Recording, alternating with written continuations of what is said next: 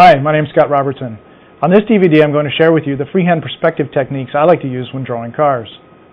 We're going to start with methods to establish the perspective view, then work into defining the proportion, and lastly you can follow along as I draw several cars start to finish. Let's get started. Alright, let's talk about how to draw some cars. A lot of times it's great to start with just a side view. You can see a lot of these sketches they're very loose, and I'm purposely putting up some very loose car sketches here, where the intent is not to worry about line quality. It's truly proportion and design. So I'm going to blip through a couple of line drawings here, just from some previous sketches, doing a bunch of toy cars in this case. So I'll show you some sketches. You can see playing with really funny proportions. Little funny details, but very loosely sketching, just searching for a design. So just let your mind wander, and don't worry about penmanship. Don't really worry. See, these are all side views. There's a lot you can communicate in a side view. We don't have to worry about perspective. So it's really just about trying to find a proportion that you like. And a lot of drawing automobiles is about coming up with a design that you like. You can see I put a little blue highlight by some of the ones that I liked. But my focus is not, there's a funny van, my focus is not line quality, not worrying about perspective. Here's a very loose little sketch. You can see a little bit of perspective construction thrown in up around the front here, but not that much. Little box across the front. Looks like this guy started as a box, and a couple of sections up across. That's really all you need. But again, that's quite loose. So I want to show you some sketches first. Point out a few things. There's a little thumbnail page. Just tore it out of my sketchbook, out of an old sketchbook. You can see it's pretty small. And again, just trying to capture some proportions that I like, that I might want to start to turn in perspective. And here you see a little perspective sketch. But again, drawn very loosely. You can see my guidelines. Guidelines always go down first. And really this DVD needs to follow my previous DVD, the first one I did, on how to draw forms, because until you can sort of lay down a decent perspective view with drawing boxes, mastering drawing ellipses, and drawing forms in space with sections and either with subtractive form or inside-out form drawing, you're really not ready to start drawing these vehicles. I'm just pulling up a couple more drawings here. Here's one that's a bit larger. It's got a bit more construction. But still, one-point perspective in this case. So when I talk to you on this DVD, I'm going to assume that you know the foundation principles that were discussed in the very first sort of perspective form drawing DVD that I put out. Otherwise, we have to do it all over again, and I'm out of 2 hours of time. So we sort of have to jump ahead here. So it's a bit more advanced. And you see I'm just indicating back over, tracing back over, and showing you that there are some sections drawn in here. The shapes are obviously more complex, but they're still lay on top of a whole series of perspective guidelines. So the first thing is to just sort of develop your eye to seeing these guidelines, and then I'll do some drawing demos for you where I actually draw these things from scratch, and you can follow through and hopefully learn how to draw some cars. See what else I've got here. A couple more sketches lying around in the old car sketch pile. It's a very loose sketch, almost no construction, just sort of guessing in a lot of cases, but you still see I'm drawing through a little bit. When I say drawing through, it means that I'm just drawing like the far side of the car is invisible, like it's almost all made out of glass, and that really helps you to get everything in the correct place.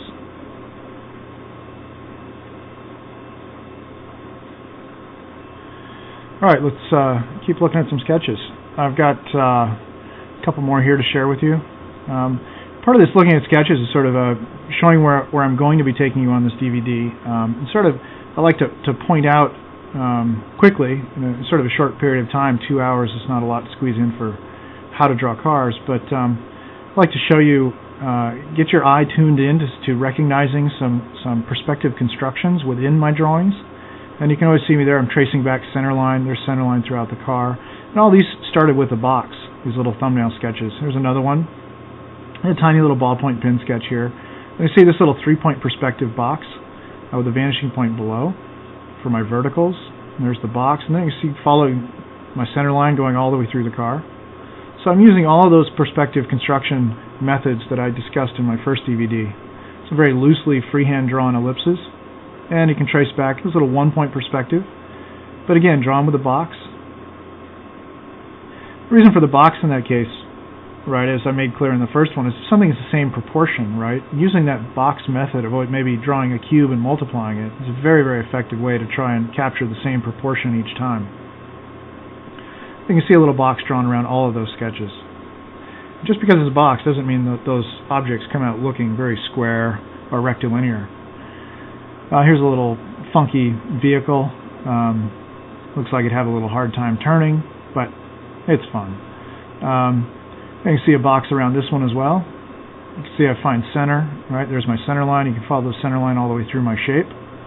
There it is running to the back. Those lines will be going off my right vanishing point. There's a little section all the way through my shape. So try to look for these things, and then I'm going to draw them for you. Let's keep moving through the stack of sketches. When you're drawing cars, it's really important to capture an interesting proportion, or at least an aesthetically pleasing proportion. Here's a little sketch, happens to have a little value on it.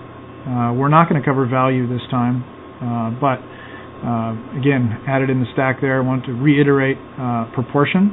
It's being very important. So you can see I've got a certain proportion for my wheelbase, overall length, overall height, and you can use the wheel as your most important measuring device to set your proportion. So when we look through these, you'll see that I use the wheel a lot.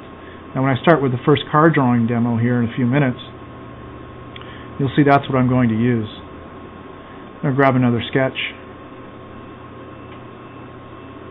Let's see what else we've got here. That's a little bit larger sketch. I'll zoom out, but you can see there's a little bit more construction going on here. So actually zoom in, you can find my vanishing point. There we go, 1-point perspective. You can find there's the minor axis of my ellipse, right, which you should all be familiar with now. Here's a vertical for the outside plane of the wheel, a little vertical for the dish of the wheel. It's quite a deep dish wheel. There's my spokes, and there's a section going up and over the car. And there's the far side of the car, really that's its top view. There's the wheel on the other side, right, and again it makes one large cylinder for the rear wheels all the way across. There's my top view on the ground.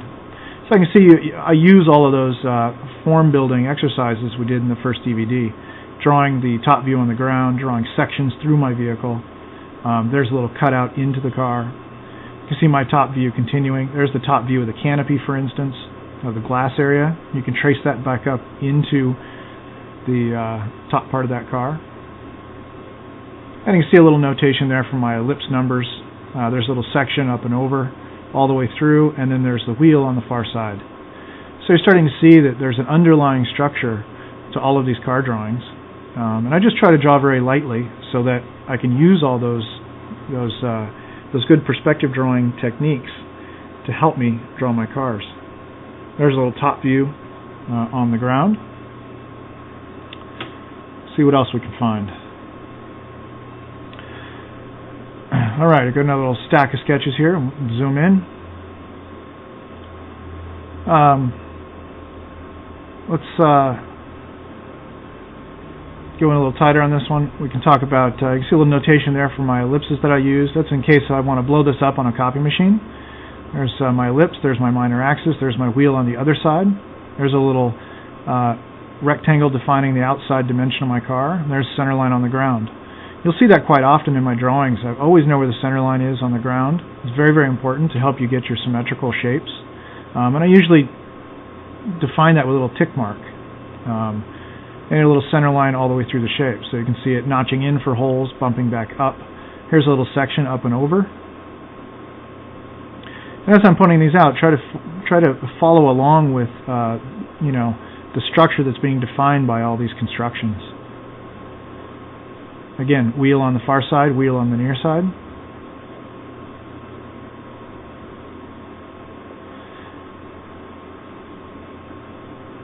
There's another sketch, another loose construction. I just pulled out a big pile of these things, and I just like to show you a bunch of these, get you very familiar with the constructions. There's a section up and over. You can see when I draw cars, I usually put the sections where you need them the most, but quite often I'll run them at the front wheel and the rear wheel. You can see that it really takes only 2 sections up and over to define these vehicles. So really I'm trying to use the section building very efficiently. I'm not sort of overdoing it. There was an old center line I had deleted. Here's a section up and over. That's at the rear wheels. Here's the one at the front wheels. And really, those are my only 2 sections across. There's my top view on the ground. And again, that top view on the ground I can use as my shadow.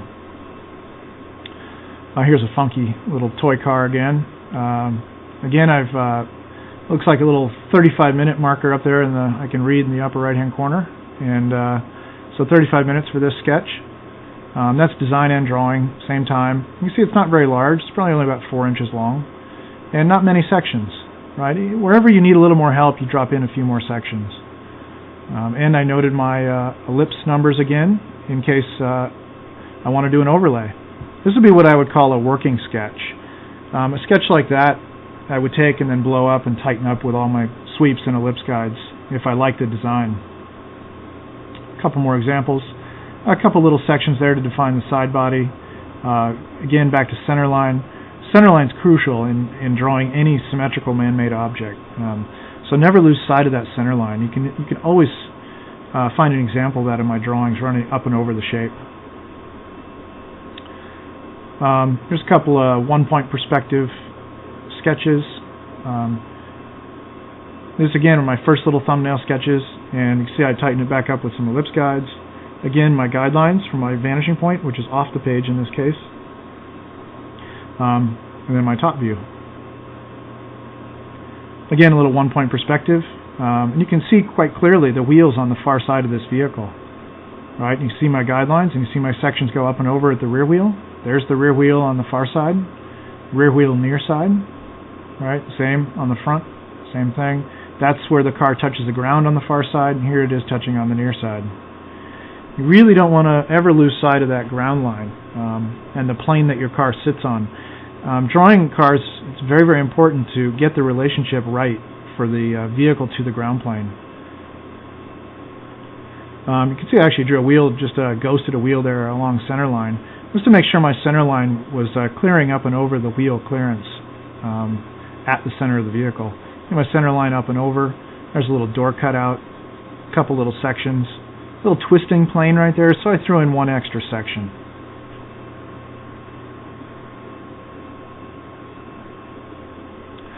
Let's continue on looking at some sketches. Here's a little ballpoint pen sketch on newsprint. I like to sketch on newsprint a lot because it's sort of forgiving. You know, it's not as intimidating as a blank white piece of paper when you get started. So these actually have a lot of perspective construction, so this is getting quite advanced in the amount of construction. But here you can see the main section running through the body. Then you can follow the center line up for the canopy. Here's a little section up and over the headrest. And there's my cutout on the top of the car, right? And there's the cutout for the windscreen. And there's another main body section. Far side wheel, you can see it drawn through the vehicle. Guidelines all the way across. This is really 3-point perspective drawn with a very, very short lens. It's a very dramatic, forced perspective. It's really fun as you get a command. There's a little square, a little rectangle, or sorry, a square around my wheel. There's the far side wheel. There it is moving in another wheel for the width of the tires. If you want a real perspective challenge, drawing these open wheel vehicles, you'll find is a very large challenge. It's hard to draw those wheels in space. Should be easy, right? It's just 2 cylinders lying down and just dividing out each side. But to do it all freehand it's a good challenge. There's a little section up and over the car. There's a little section around for the windscreen. Another one over at the headrest.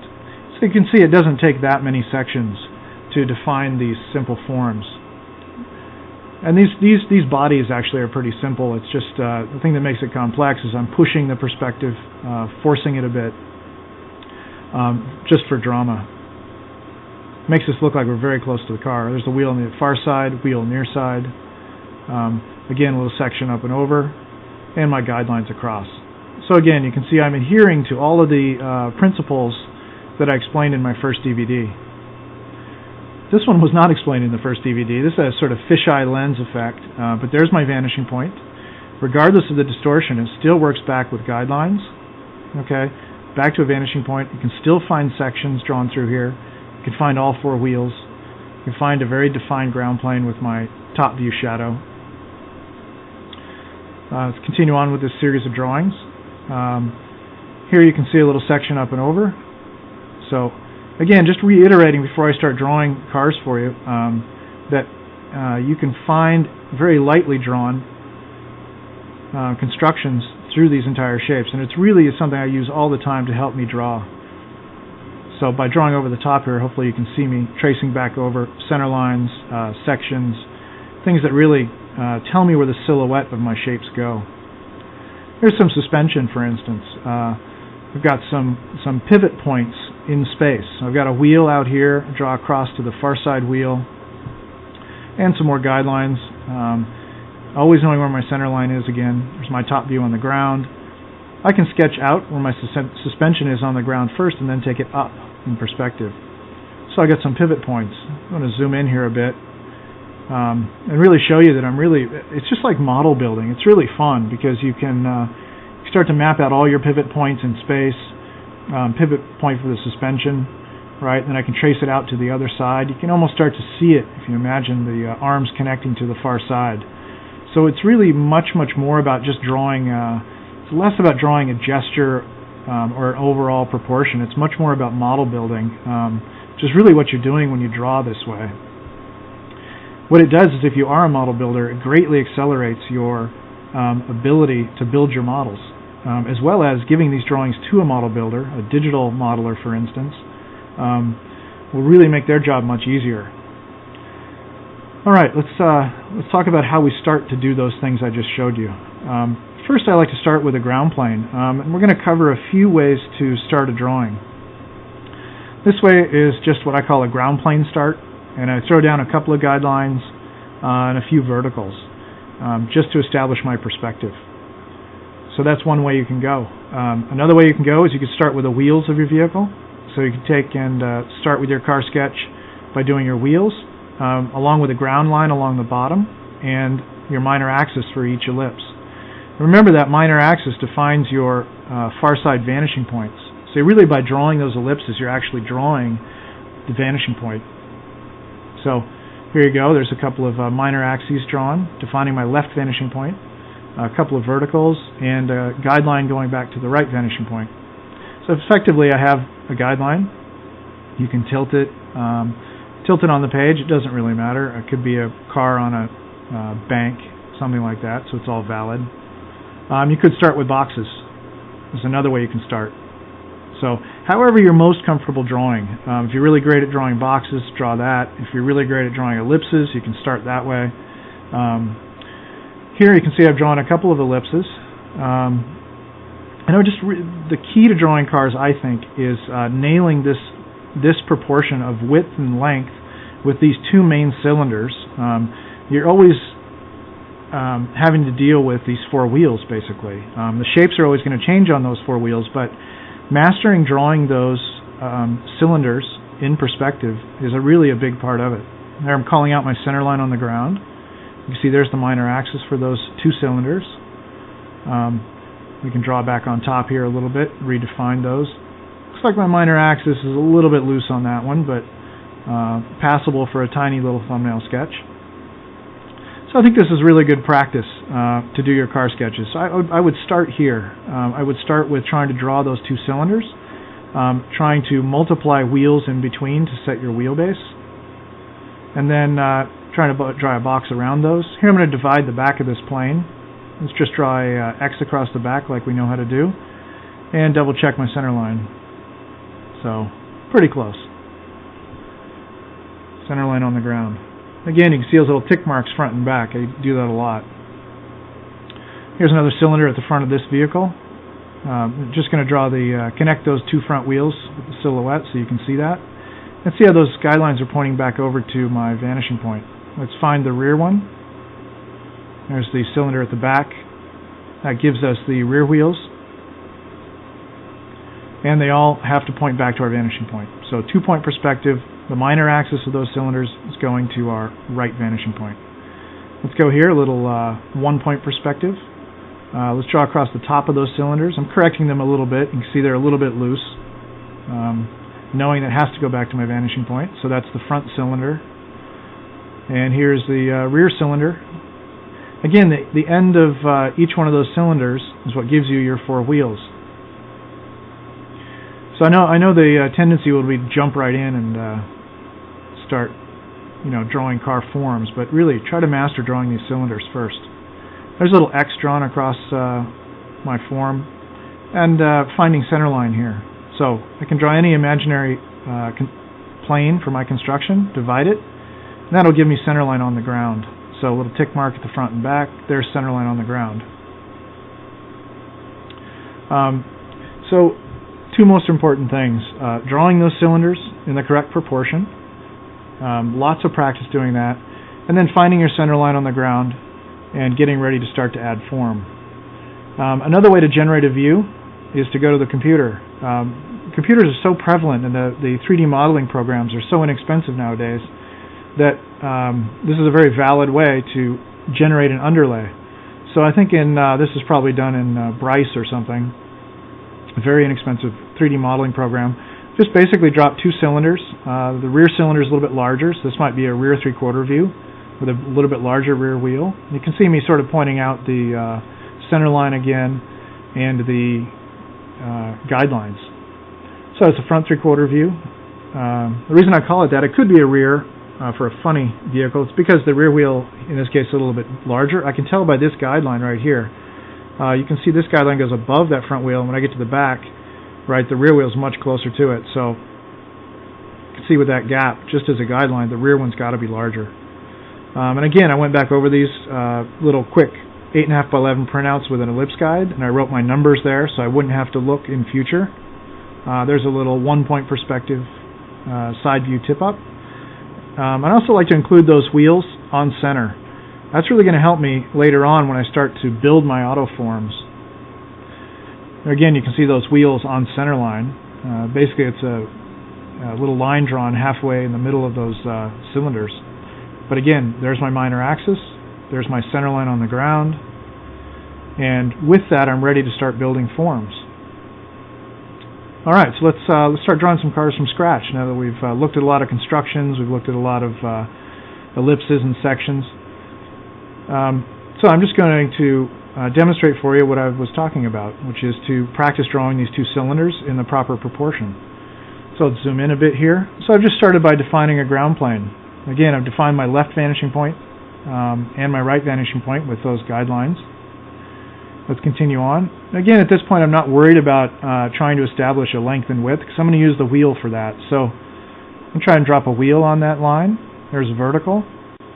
Draw across the top, draw across the bottom, and draw 2 verticals. Now, from the first DVD too, we can go back in at this point and double check that degree. The degree looks pretty good because it's hitting the sides of that box that I drew around it about halfway up.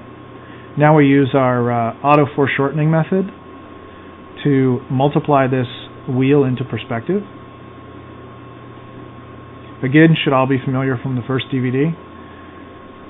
And I want to do 3 wheels in between my wheels on this car. So here I'm going to drop in the 4th box. I'm going to drop in my back wheel.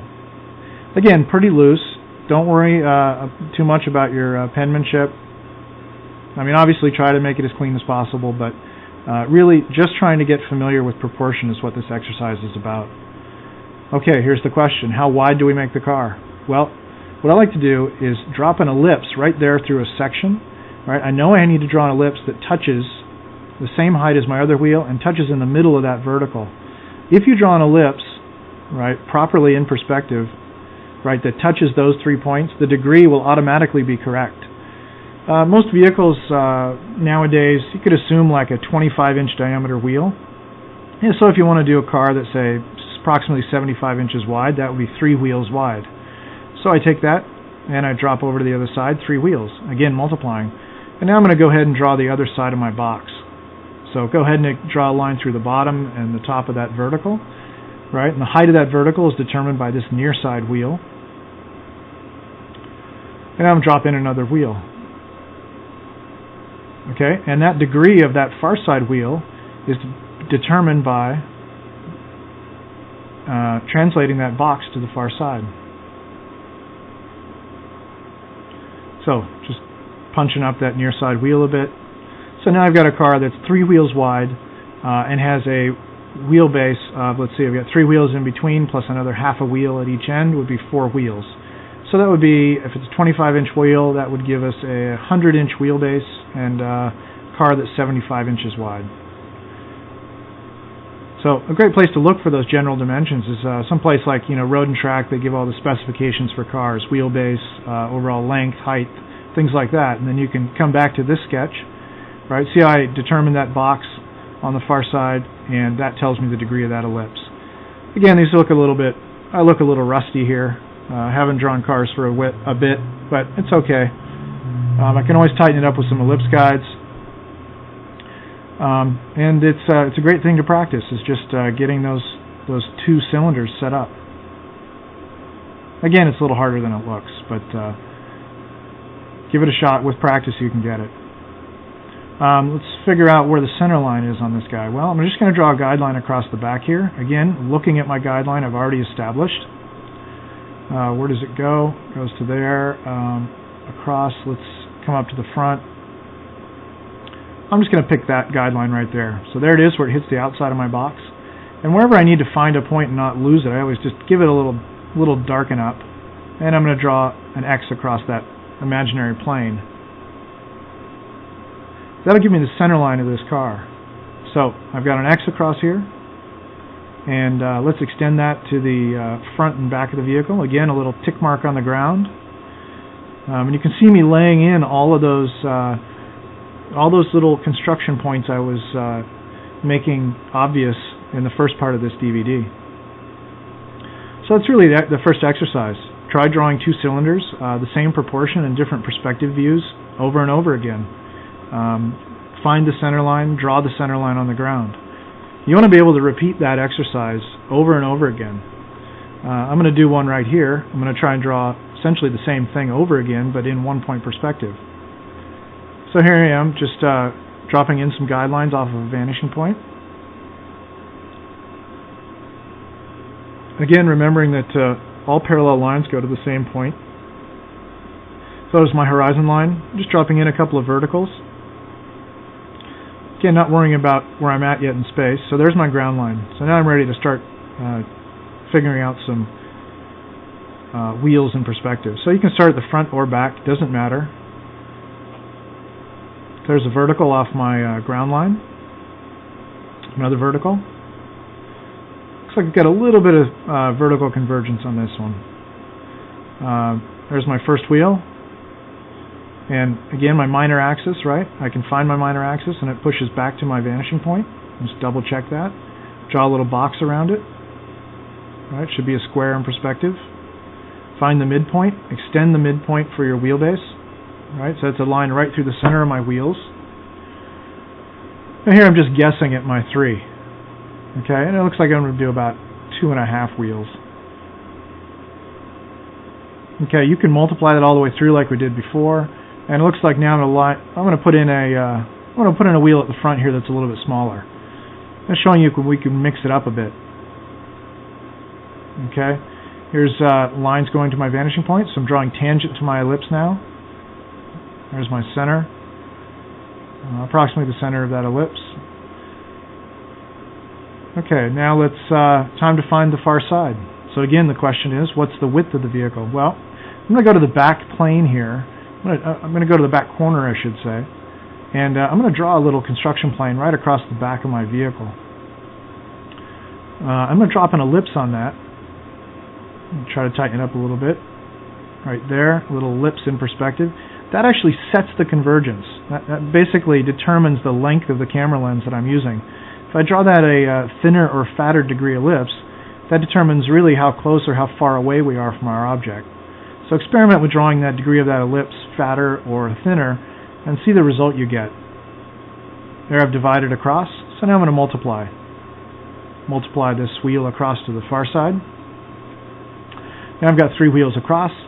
Now I know with some confidence that that's the vehicle on the far side where it touches the ground. And now I can draw the front corner. I'm really just extending the box on the ground across to the other side. Okay, there's the front of it done. Now remember, the rear wheel's a little bit taller. Looks like got a little bit loose on that side. There's not that much of a difference between them. Now we need to figure out where are the far side wheels. Well, in order to do that, right, I need to draw a box across to the other side. So here we go. Actually made my front wheel a little bit smaller, catching my mistake a little. There's the X across. Let's go to center line. Again, it doesn't matter what order you do these, right? Maybe you want to throw down center line first and then go and do your wheels. Doesn't make a difference. So again, a little tick mark, so I can always refer back to that and not lose it. Okay, now let's drop in our wheel on the far side. So again, a vertical tangent to that, go across and then up. Now I've got a little square on the far side. And I can draw the other wheel. And let's go to the rear one. Same process at the back. Now I'm drawing tangent lines here first. Okay, now I know my ellipse. Now I can draw my box across. So my ellipse has got to actually touch tangent to those lines and go across and hit the vertical from my box. So there's the wheel on the far side. Again, looks like my ellipses are a little rusty here, but again, don't be afraid to grab ellipse guides and tighten them up. So drawing a few concentric ellipses here. That's your main ellipse for the outside of the tire. Then draw a wheel. I'm going to pull it out just a little, and then I'm going to push in along the minor axis with a little bit smaller circle, and that would give us a little sort of deep dish wheel. And maybe if I want to start to plot some overhangs now, sort of thinking about how much do I want the front of the car to overhang, how much do I want the back of the car to overhang, and actually start on the ground like this quite a bit and set my limits. So those are sort of the 4 corners of my vehicle. That would be a good place to start to build up from if I chose to start to add form. Okay, let's do another one of those, and then I'm going to start to. I think we'll add a car body on top of this one, but this one starts similar. It's going to start with wheels. You see, this time I started with a wheel first. The other ones I started with a ground plane first and guidelines, so it's a little different. But in the end, you get at the same place. You end up with 4 wheels and a bunch of guidelines, which is really what you need. Again, these are just very small thumbnail sketches. There I just estimated my width. Still sort of multiplied, just kind of visualized in my mind the previous construction we had done up on top. So again, I'm already starting to sort of abbreviate the construction that we have above. There's my verticals. Again, a little bit of 3-point perspective on my verticals, a little convergence. There's a tangency for my front cylinder, right, to give me the far side wheel. There's my far side wheel. And you can notice that the degree, right, in this case, the degree is always larger on that far side than it is on the near side. Just like the degree change from the front wheel to the rear wheel. If you look on the near side, the front wheel is closest to us, the degree at the back for the rear wheel will be slightly less than the degree of the wheel at the front. There's again an X. Find my center line. Let's project the center line forward. Let's project it back. Just marking over the limits of my vehicle. So let's set the overhang at the front. Okay, so we're now back to where we were with the first 2 sketches I did. Basically 2 cylinders, and I know where the ground plane is. I know where the center line is, and now we're ready to move on. So just extending where the front of the wheels touch down to the ground. And you can start with whatever you like, top view, side view. In this case, I'm going to start with top view. So I draw, and you can see I can start far side just as easy as near side. So I did a little diagonal construction, just like we did a lot of on DVD number 1. And a quick mirror on that curve. So I've drawn a little symmetrical top view curve. That's what I want the top view of my shape to look like. So that would be the front of my car, and that's what we're going to have at the front. Here I'm going to draw a little vertical. I'm going to place the little wheel along center. And now I'm going to draw the side view of the car. Well, there's the front. I can't extend past that line. The top view told me that. So my next step is to draw in the side view. So there's the curve. I'm going to draw just a very simple, generic automotive form here. The steps would be the same for any car I would draw. It's just the design would change. But as this is a drawing DVD and not a design DVD, I'm just going to try to draw something generic. It has enough complexity to hopefully be educational and interesting at the same time. So there's my side view. So that's the center line of my car. I'm drawing now the glass area up and over, continuing back until it hits. So really there's my side view of my car drawn in perspective. So I'm really thinking draft view right now. Now this line represents a sort of a shoulder out at the sides of the car, just above the wheels. So even though it's out at the sides, I drew it on the center line. Again, I could have drawn it on the side and then curved it in, but I like to work inside out when I draw my vehicles, whether it's a spaceship or a car. It's just the way I'm most comfortable in visualizing form. I'm going to draw a section across the front wheels, like we saw in a lot of the previous sketches. And I know how much to curve that down because I use that shoulder line that's right at center. So I project that across and then curve it down. Let's draw another construction line. Okay, that vertical is to set the limit for my silhouette. Now I'm going to project the top view up. The line I set there was at the outside of my wheel, how high off the ground the car was, and I got that from my center line information. So here I am translating that line up. So I've taken my top view off the ground and brought it up into the car. There my silhouette. I know that has to be my limit, and now I can connect with a curve. So now I'm drawing my silhouette. You can see I've only used 2 sections. I don't know yet where it goes, where it continues, so we need another section at the back to find that out. So let's add a couple more sections. But essentially, there's the front done with a section through the front wheel, a top view, and now you can just better guess at the silhouette. You can see I'm dropping in a new section here. So I draw a little box. The box information came from my center line. And that's what the section has to be across the top. See, I'm using my center line section. All right, this goes again back to the end of DVD number 1, which is a 2-curve perspective construction. So it should be very familiar. There's a little radius. And what do I want the side of my car to do? I'm not sure yet. But I can take I know how high off the ground it goes. And it goes back to the rear wheels. So again, I'm translating my center line information out to the sides of my vehicle. Let's draw a little limit across the back. So there's the back of my car. Where's the far side stop? Well, I don't know. So let's take the near side, go over to the ground, and then go up. That's where that point is. So now I've just mirrored that across. See, again, I use my line drawn on the ground to help me find that. Now, how about a section through the rear wheels? It worked well for the front. So again, bulge up and over. Okay, now I have enough points to draw that curve for that little fender on the far side. And notice I'm not worried about the glass at this point. I'm just really worried about the basic car form. I'm going to set the glass on top of it. Alright, so we've got a basic automotive form now. Fairly confident about its proportion. Alright, now it's time to attack the glass. Well, I already have a section running through here. Let's translate up to the center. I like to start a lot of times with the intersection of the glass to the body. There's a simple construction. It's a lot like drawing the top view on the ground.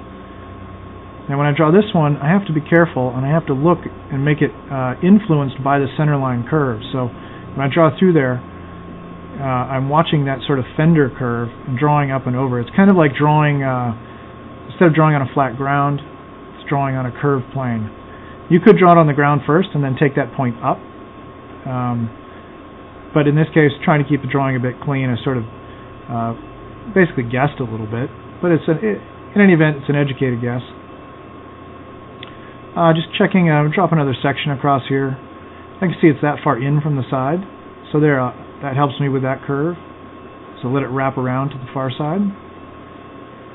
Again, still working on the intersection of the glass to the body. There's the continuation of that curve. Now where is that on the other side? We can just mirror it across, and that helps me to draw that curve continuing.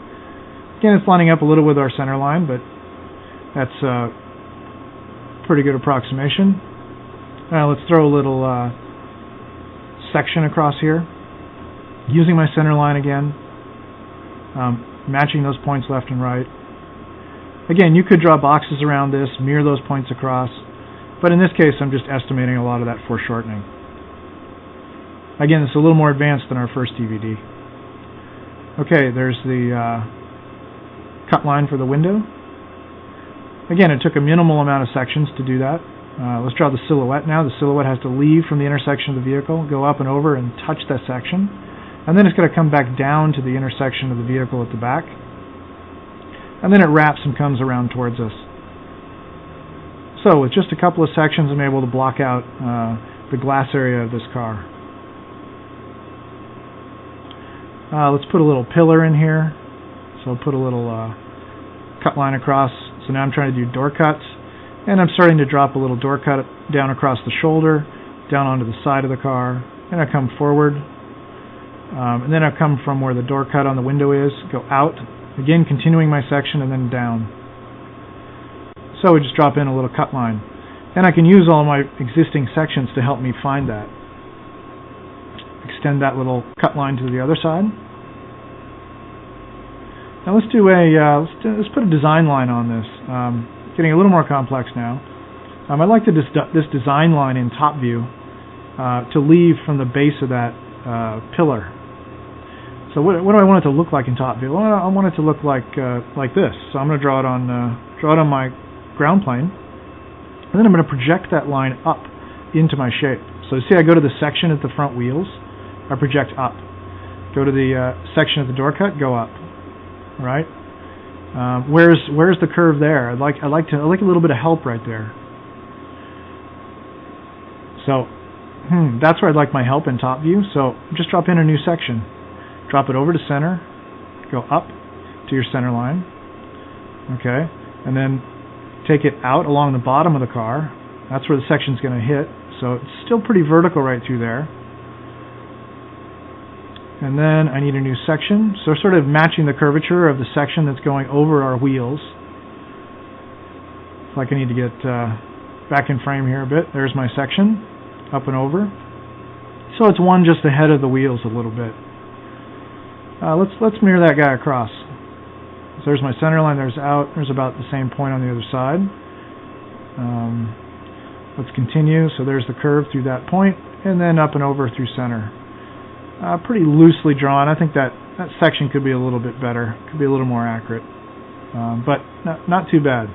Helping us quite a bit to plot this top view design line. Okay, now I've got my section, I can plot my top view line up. And now I have got some curves to help me draw that. So it's kind of like center line, but it has to bend out to get to that base of the windshield. And again, those points in space are just guidelines. Ultimately, it's a smooth automotive line. So go ahead and just use those points as a reference. But your constructions can be slightly off, which I think mine was slightly off. But ultimately it's going to be a smooth line. Don't trust your point construction so much that you draw these big lumpy design lines. I'm sort of making that's a little mental note there that those lines in top view are supposed to sort of go to an imaginary point in space out in front. And so I've just mirrored those points across on the same sections. And now it's just translating that curve to the other side. And I know I want it to blend nicely right into that side window. And there you can see I've got two design lines. They're sort of tapering to the nose, and they're plotted across my complex form. So it's actually, you're doing quite a bit with this construction. So if you can master just this much, you can actually draw quite a bit of automotive forms. Then I'm just sort of translating the top view line up into my shape. Just drew a line back there to that section in side view to see where it's going to connect, because I want this line in side view to just cut straight back. And that's why I put that construction across, and that's where it would wrap to the other side. And it looks like that section could use a little bit of work. Not too happy with the symmetry on that one. But that's okay. This is a first sketch. It's just a little thumbnail sketch. Just do an overlay. And see, I put a little mental note there. I put a little arrow saying, I think this section needs to go up. So when I do an overlay now, and here I'm just going to fix it right now. Let's make a little fix on that section. Again, it's a working sketch. Just trying to get familiar with automotive forms. What you're left with there is a lot of nice section information for some cutouts. I'm going to just imagine I want to do a little, maybe it's a little headlight area or something at the front of this, sort of working off of that design line. Let's transfer that point across. So using my straight line projection, again going to my left vanishing point, I can just transfer that guy across. Taking a guess here at my foreshortening. See that little point? I'm pointing to a line, right, back on my center line, and I want to make sure that those guys point back to center at the same spot. I use that a lot. I take those tiny little angled lines and extend them all the way out to center line just to verify that they're going in the right spot. Alright, let's take our design line and continue it. Sort of added a little top view line there. It sort of bulges out. We'll add a little sort of air dam or something to the front of this. And if you remember back how simple this car started, you can see just by starting to push and pull on the surfaces, you can start to make it much more complex. So we need to mirror that one across. So let's mirror this guy across. Just estimating, I know where it hits my design line. I come down. I know it sort of curves out. So I sort of set that step out, and then it helps me to draw that curve on the other side. So I've sort of modified my top view now. And setting the limit, how far out, and now I can go forward. So those guys really are bending in two directions. They're sort of top view curve, and they bend down just a little bit, and then wrap around to that point, basically right at the base of the front wheel, and then wrap around. And then I always, in my quick sketches, I always draw top view on the ground, which effectively is a top view shadow, and helps the viewer to tell what's going on with top view. Let's notch in a hole. So I just took my center line, I just modified it. I'm stepping it back into the car, and now I have got an air intake. Let's just shade that in a little bit so graphically we can see that hole. Again, it's not going to win any beauty contests, but these are the fundamentals in building these forms. Design, you know, this is something you can chase forever, and it's really, really fun, but to do that, just do an overlay. You've got to get familiar with these forms first and get some proficiency in drawing them before you can start to worry about design. Just modifying my door cut. I'm actually moving the section of the car in a little bit right there, so sliding it a little bit towards center line. Sort of put a little modified door cut. Adding a little radius out here, sort of further refining my sections. Sort of modifying my silhouette. If I cut a little radius on there, right, it'll modify my silhouette on the far side. So just throwing a little radius there. The back end's a little chunky on this one. Again, try not to get it super complex. Just start with sort of a generic automotive form.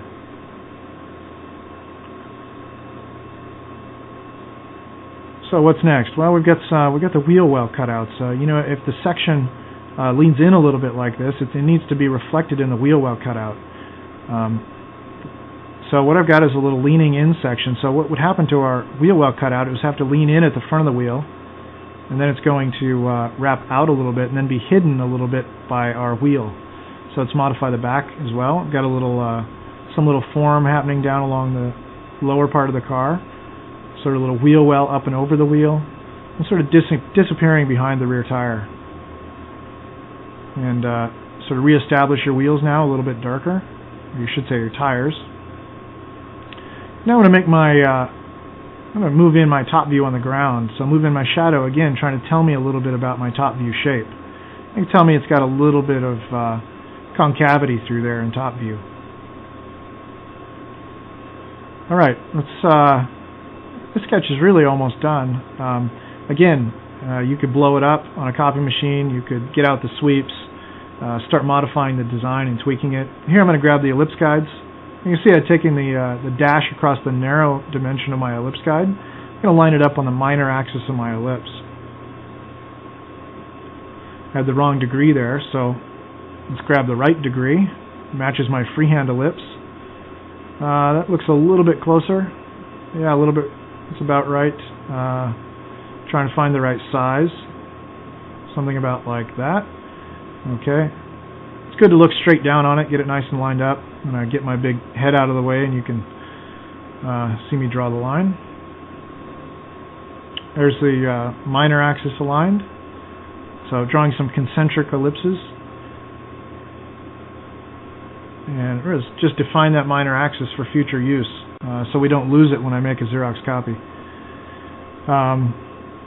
Again, it's a pretty loose little sketch. You can see how tiny it is when my hand gets in there. Make a little note of what's that degree. It's a 40-degree ellipse. Then when I come from the copy machine, I can not have to go and try to rematch it. I just read the number and I'm good to go. Line up the minor axis at the back. Let's drop in the wheel. And let's slide along that minor axis. So the tire's done first. Now I've got the wheel. And there we go. Got a little sketch. The rear wheel looks awfully small on this one. This is really ugly. So I'll make a little mental note. I'll draw over the top here for future use. I'd like to make that wheel a little bit larger. Maybe bump that up a bit. So go ahead and make some little sketch marks. But that basically concludes our first part of this little sketching demo.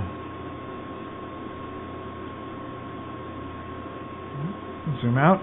Let's move on to the next.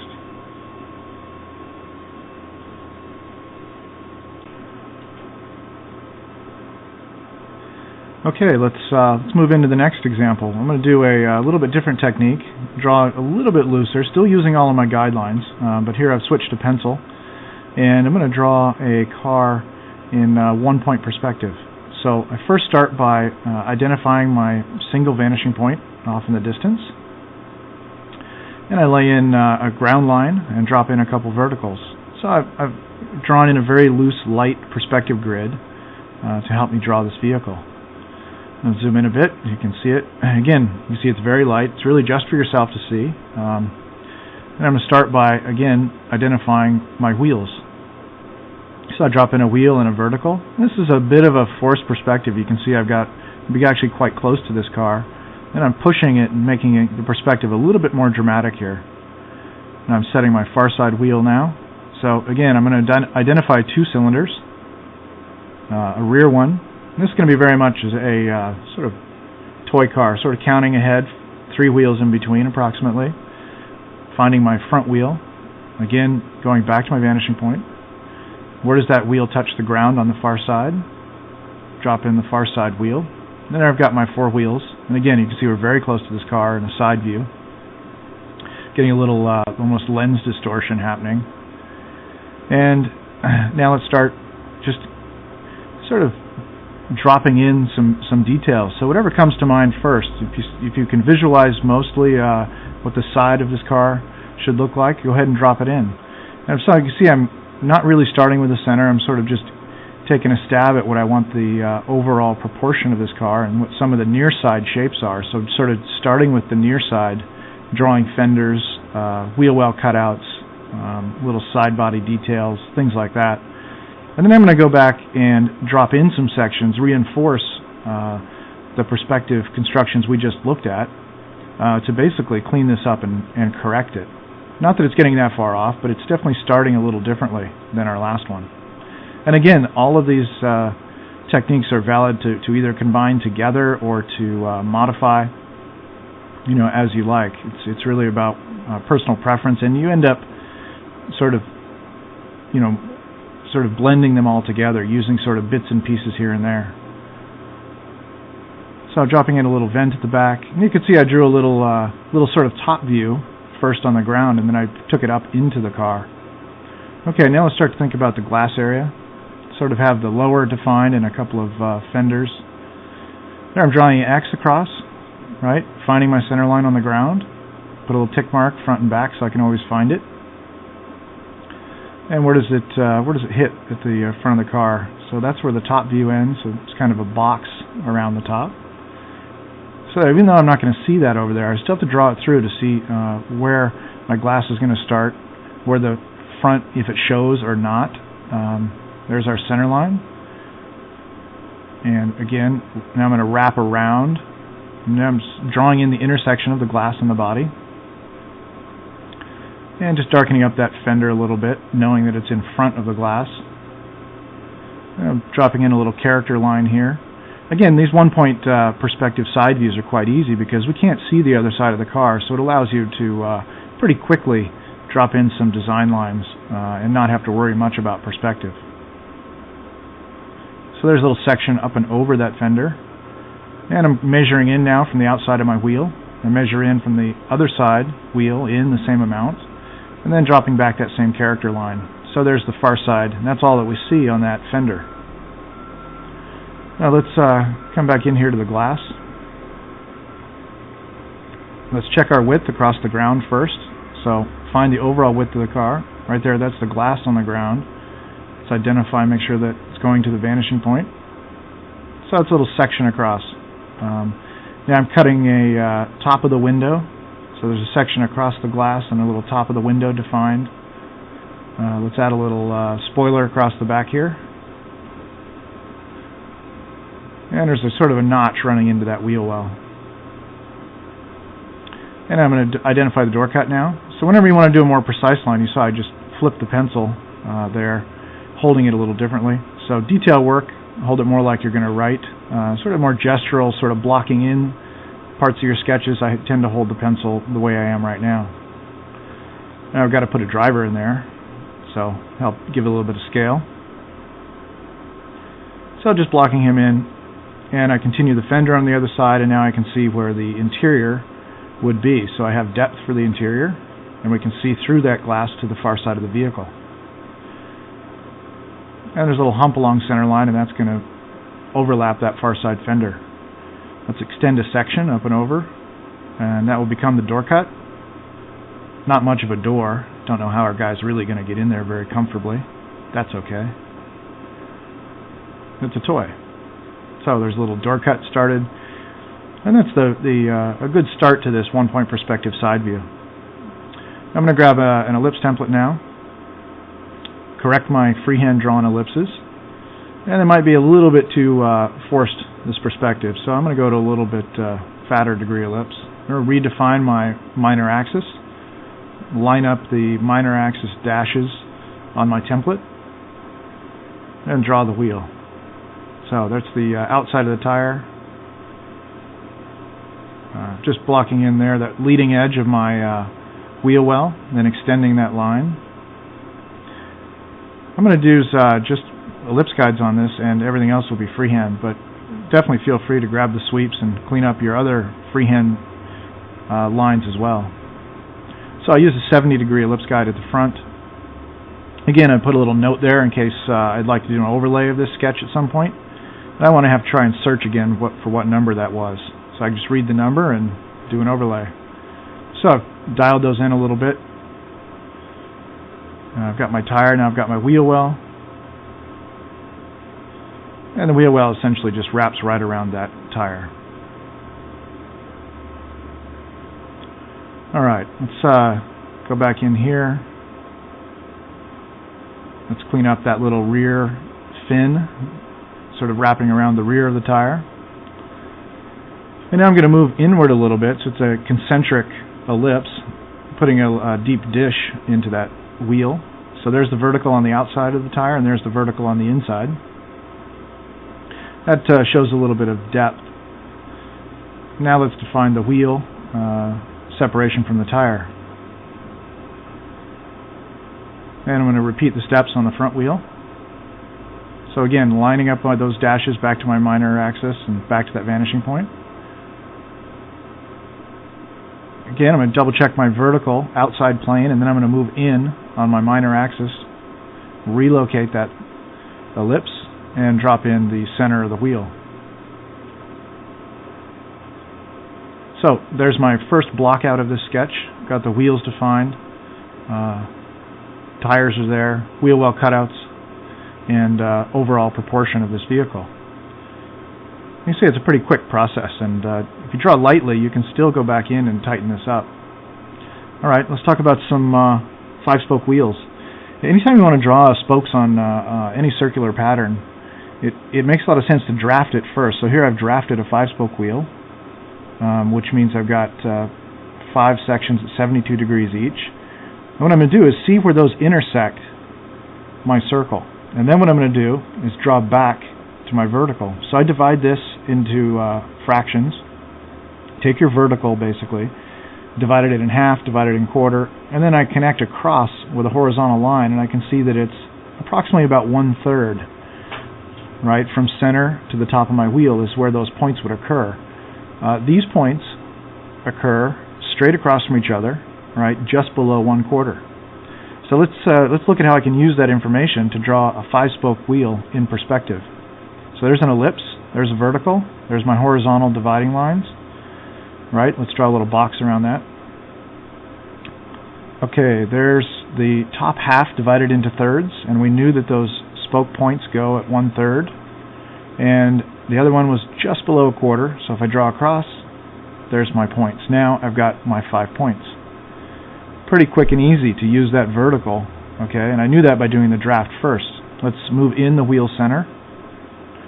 I'm going to repeat the same steps but just smaller.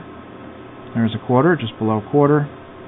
Okay, now I have a nice guide to draw that sort of deep dish 5-spoke configuration. So now just connect those dots. So I'm connecting those dots a little bit. And you have to take into consideration a little bit how much you're looking into the wheel. So here, this would be very, very thin little spoke that's a cutout. This one we would probably see the most. This one should be a little bit, probably the fattest of those spoke shapes. And there you go, a little 5-spoke wheel in perspective, using the information we get from a draft view. So again, 1/3, 1/4, using my vertical. There's the vertical, and there are my horizontal guidelines. And you can use that for any configuration you want. You can set up a 3-spoke, but it really helps for doing those odd numbered spoked wheels. Even ones are much easier because they always are straight across from each other on that circle. It's the odd ones that will give you trouble. So let's see if I can repeat that little lesson here on this wheel. So first divide that vertical in half, then into thirds. So I take 1/3 across. And let's take this guy 1/2, 1/4, and just below 1/4, and there's my points. I find that it's a little more accurate than trying to just start drawing in there and guessing completely. You know, these little constructions don't take long, but they really help get you a lot closer to something that's pretty difficult to draw. So, same on the interior. And instead of just doing little slots like we did on the last example, let's put in some thicker spokes. So what I'm going to do is sort of divide between those spoke points, drop in another set. So now I have actually 10 dots on there. And I'm going to add a little width out here at the outside of the rim. I'm going to connect towards those points. And then I add a little radius, okay, at the outside of the rim. Then I'm adding the width where it contacts the outside of the wheel. Then I go ahead and draw in and connect those dots. So do that all the way around the wheel.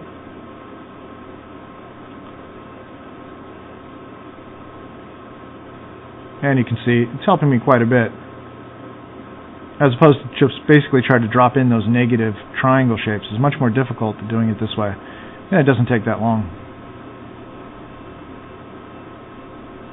Now grab my ellipse guide, come back in, let's add a little thickness for that rim. Anytime you've got to draw these ellipses, you can see my head's quite a bit over the drawing. I'm trying to keep it out of the way for the most part, but when you get right on top of these, you need to get your head right on top of those alignments when you set up your ellipse guides, or they'll quite easily end up in the wrong position. So just blending those spokes back into that rim. So if I was to do a rendering of that, for instance, that would be connected to those 5 spokes. Let's redefine the center of the wheel a little bit. There we go. That could be where my I've got a little hubcap there or something, a little logo on it, for instance. All right, let's repeat the steps again to the front wheel. Now, anytime you want to rotate a wheel, so maybe see these are both going to be in the same orientation, right? Because we're using the same vertical. If I wanted to redo this construction, I could just rotate that vertical line first, and then do the same construction but with a tilted or rotated vertical. That would allow me to rotate the tire but still use the same sort of dividing construction to give myself a little bit of help. So I've got my points now around the outside of the rim and around the hub. Adding my width for the spokes. Adding my contact points back at the hub. And now I'll go in and connect those dots. I'll zoom in a bit. So sharpen up the pencil, zoom in, and connect those spokes. So here are my spoke shapes. You can see how they change quite a bit. That spoke right there is quite foreshortened as compared to the spokes on the front side of this wheel, and they look very different. So until you get quite practiced at drawing these things, this is a really great way to learn and help yourself draw a deep dish 5-spoke design. Let's add the rim now, and I'm pushing the rim in as well a little bit, like it's also set back on that same chamfer. Just darkening between the spokes now, defining these holes. And you see I twist my pencil as I use that circle guide as I'm drawing. That helps keep that line fairly consistent and helps keep your pencil sharp. Let's blend those in with a little fillet. And there you go. 2 5-spoke wheels. And let's drop back in our hub. So again, line up that ellipse guide on your minor axis. And there we have it.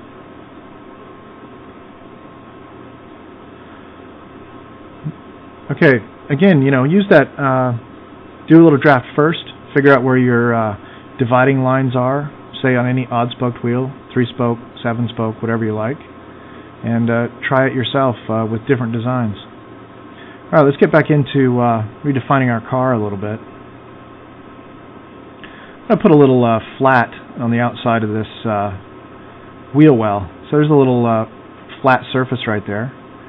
And so I just went to my wheel well cutout and I just enlarged it a little bit and started defining the bottom of the car a little bit more. And you can see, since I drew very lightly at the beginning, it's just there sort of as a guide, but now it's quite easy for me to make changes and still use this drawing. So practice your penmanship and getting that sort of touch into your pencil so you don't always have to do an overlay. Extending the front of the car a little bit, so modifying my silhouette.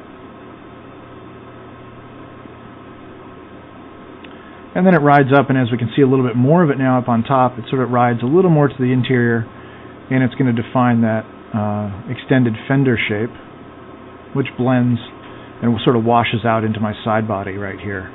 So that line just disappears, and then it looks like my door cut rides just behind that fender. Take a little design line, a little character break. I'm going to pull that back into the side body, just darkening that up. I'm not going to do any shading on this one. This is really just, how to draw DVD. A little fillet right through there, so there's a little concavity. So just making some breaks. If I was to try and get those to look like a radius and a concavity, I would really either need to add more sections or start throwing some value on it. Let's redefine our wheel well cutouts. And again, you can see I'm rotating the page again, helping me to do better penmanship and better line quality. I'm going to double check the fender heights, so draw across to your vanishing point, make sure that's correct, and draw the other fender tangent to that guideline. And there's my center, so that's the hood sort of disappearing between those two. And let's go up the glass. Alright, now I'm just really starting to redefine my line drawing, beef up the line quality, make it much more visible. So working up the silhouette. And that glass area rides along center. Here I'm darkening up a little brake line on my fender, letting that overlap. You know, with a line weight, general rule of thumb, if you want something to appear closer to you or in front of something, if you make it darker and more dominant, it will come forward. The lighter a line is, the less you're going to notice it, and it will appear to go further away.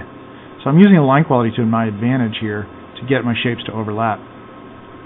Just extending my window cutout into the back here. I'm dropping in a little hole. Decided to put a little vent there as an extension of our glass area.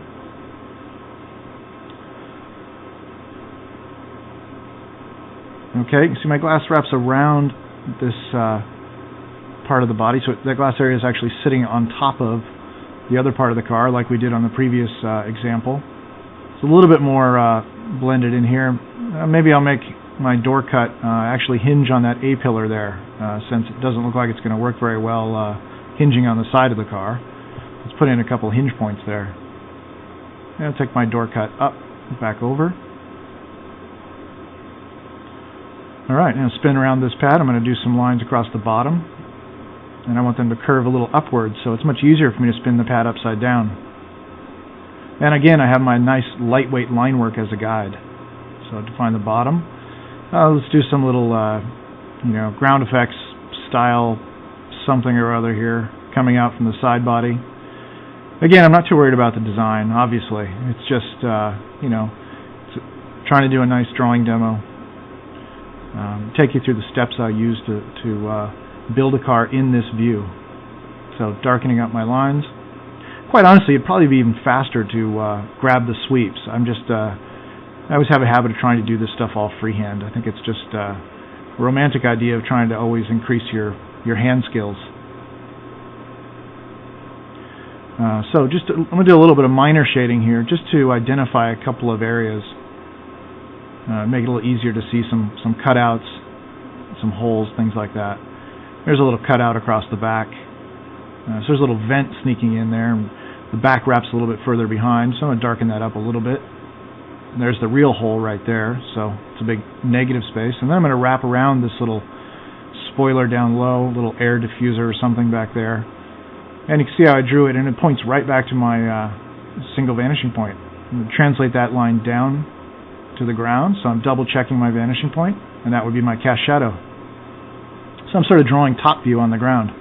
I do this a lot when I draw these vehicles, because this really helps the viewer to understand what's happening with the top view of this shape by dropping a shadow straight down. So you can tell that the side body actually curves in quite a bit right there around the mid part of the car. And you know that just because of that shadow. There's a little bump sticking out, so let's put a little fillet where that little guy connects back into the form of the car. And it's going to be some sort of exhaust here, so it's going to be a separate part. And I'm just dropping in a little hole. So I'm pushing it back now with a little bit of light shading. And I'm not really happy with that shape there, so I'm going to darken it up a little bit more. I'm putting a little cutout now, darkening that up where this shape is nesting up against the side of the car. There we go. If you squint your eyes, it's a very dominant feature, so we're probably going to want to darken up a few other areas here so that one doesn't show up too much. So, this one's getting pretty close. Let's go back now and start to darken up some of these other lines. Again, I put them in quite light at the beginning so I could come back here and darken them up. And when you can see how much darker the line work can go.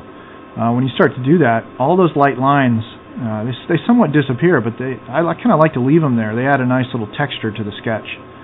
And they add a little bit of additional information, like you can still see that front wheel on the far side. And you can still see that line on the ground where that wheel touches the ground, way over there. So drawing through like that and leaving that information in your drawing, I kind of like that. I don't think it's a bad thing.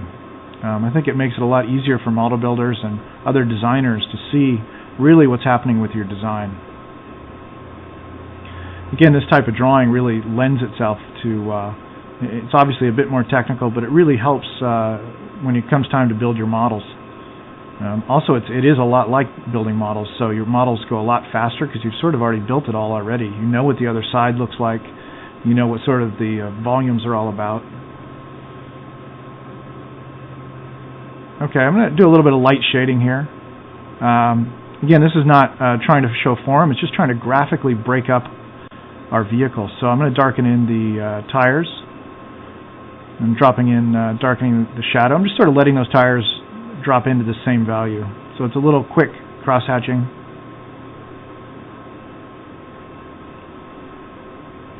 And just trying to get that body to pop out a bit.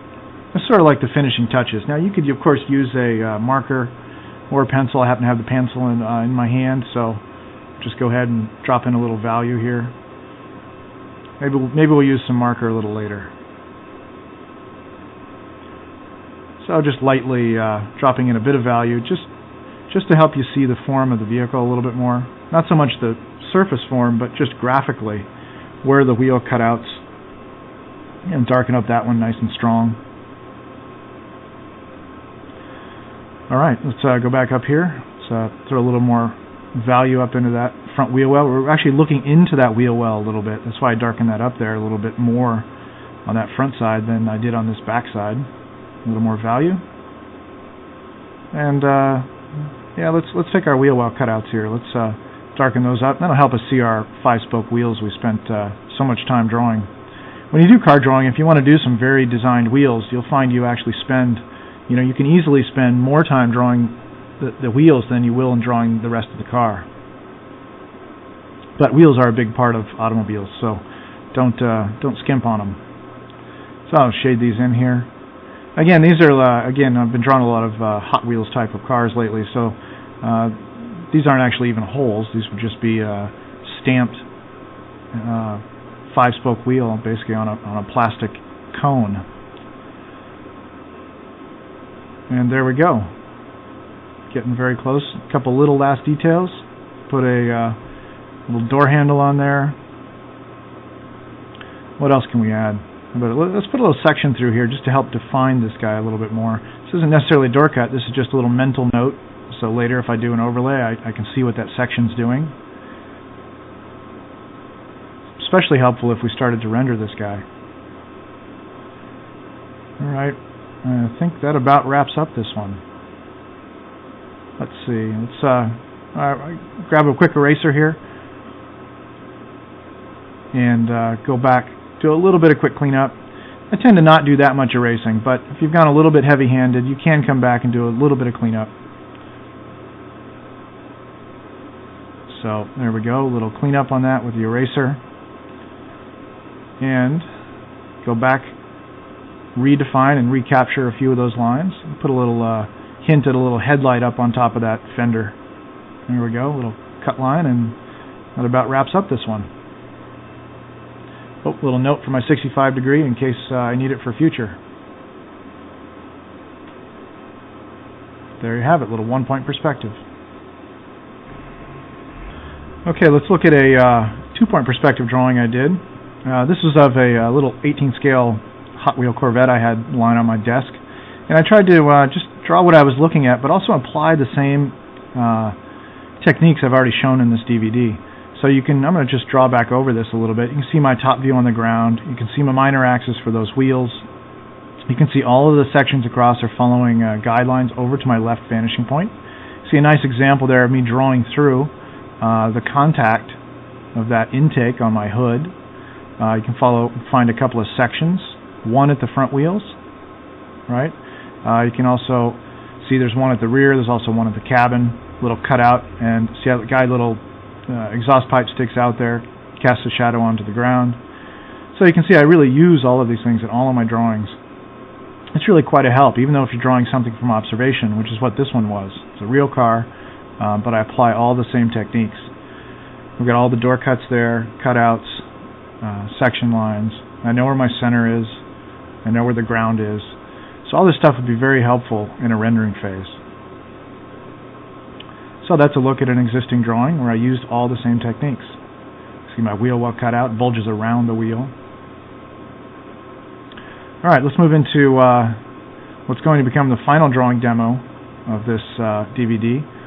What you can see there is, early on I talked about how to establish the view and talked that you could use computer printouts. So this is going to be an example of me doing an overlay over a little 3D wireframe that I built in Bryce, little sort of 3D modeling programs. Very, very low tech, very affordable. And really all I got out of that were my 2 cylinders and my guidelines. And that's really all I wanted. I want to do all the rest in my drawing. So I've got my wheel, I've got my tires. So I'm just loosely drawing back over the top. And what this does is that you still have to know how to draw in perspective to use this underlay. It just gets your overall proportions closer. And it saves you a lot of time. If you know the proportions you want, I've got a little bit larger rear wheel here than front wheel. This is going to be a rear 3/4. And we've done a front 3/4. We did a 1-point side view perspective. This is going to be a rear 3/4. So I've switched back to ballpoint pen here. Put that underneath some paper I can see through. Let's define the wheels on the other side. I can see them, but I still draw them. I still draw just like it's drawing from scratch. Okay, now what I'm going to do here is start dropping in some construction lines. So I'm going to start with the center line on this one. I'm not going to do a subtractive method like we saw in my first DVD. This is going to be an inside-out drawing, which is really the way I like to draw the most. So you start with your wheels. Again, great way to solidify your proportion. Make sure you've got a nice view. I have my guidelines. And even on my underlay, I put my wheel on my center line plane. So you can see I'm redrawing it on my center line. This helps me make sure my center line as I draw it on center is actually above, high enough above my wheels so that I can cover my wheels. Now I actually have my front wheel up there as well. I can only see it. It's quite light. And sort of starting to ghost in a center line. Again, this is design and drawing at the same time. Meaning that I don't know where the design's going to go. There's my ground line on the center. There we go, center line, little tick mark. Again, I don't like to lose that guy, so I like to call it out with a little tick mark. So you see me pausing, it's because I'm thinking. I'm trying to figure out, okay, what do I want this design to do? So you can see me sort of piecing in bits and pieces of it as I go. So there's a top view. And I say, yeah, well, I want the back end to taper a little bit behind that rear wheel. And I'm going to mirror that guy over to the other side. So that's how far it comes in. There's the top view on the ground. And let's project that up. There's quite a lot of convergence here with my verticals. This is really a 3-point perspective grid that I'm working on top of. And that's where I want the back of the car to go up. Let's drop in a vertical, my wheel plane. Let's drop a vertical over there. And there's my vertical at center. That allows me to come in here and start to think about a section. It goes up and over my wheels. So this is going across my car. Just drew a section right at the axle line of my rear wheels. Okay, so you start to see I'm piecing it together with a bunch of guidelines, and I'm going to pull the back end of this car out a little bit, so I'm now drawing on the ground, connecting over to center line, so a little bit of curvature, and connect back towards this side. So I knew all I had to do was connect from that center line, because it's on the ground, back to those points I had previously defined for the back corner of my car. And with this view, it's usually the way I start on sort of the nearest corner, because it's usually the reason for this view is to show that rear part of this car. So that's where I'm starting. Just sort of measuring up here, putting the same line, took the top view basically up, and you can see how that line changed quite a bit, right, as it got lifted up. And unfortunately, it sort of aligned with my vertical line a little bit on the far side. Now defining the bottom part of my car, you can see it curves in around that, there's kind of a nice bulge around that rear wheel. So that was indicated by my top view on the ground. So I'm making my section wrap right into that wheel well. I define my wheel well a little bit larger than my tire. I'm going to add another little detail back here. So I get a little floating panel.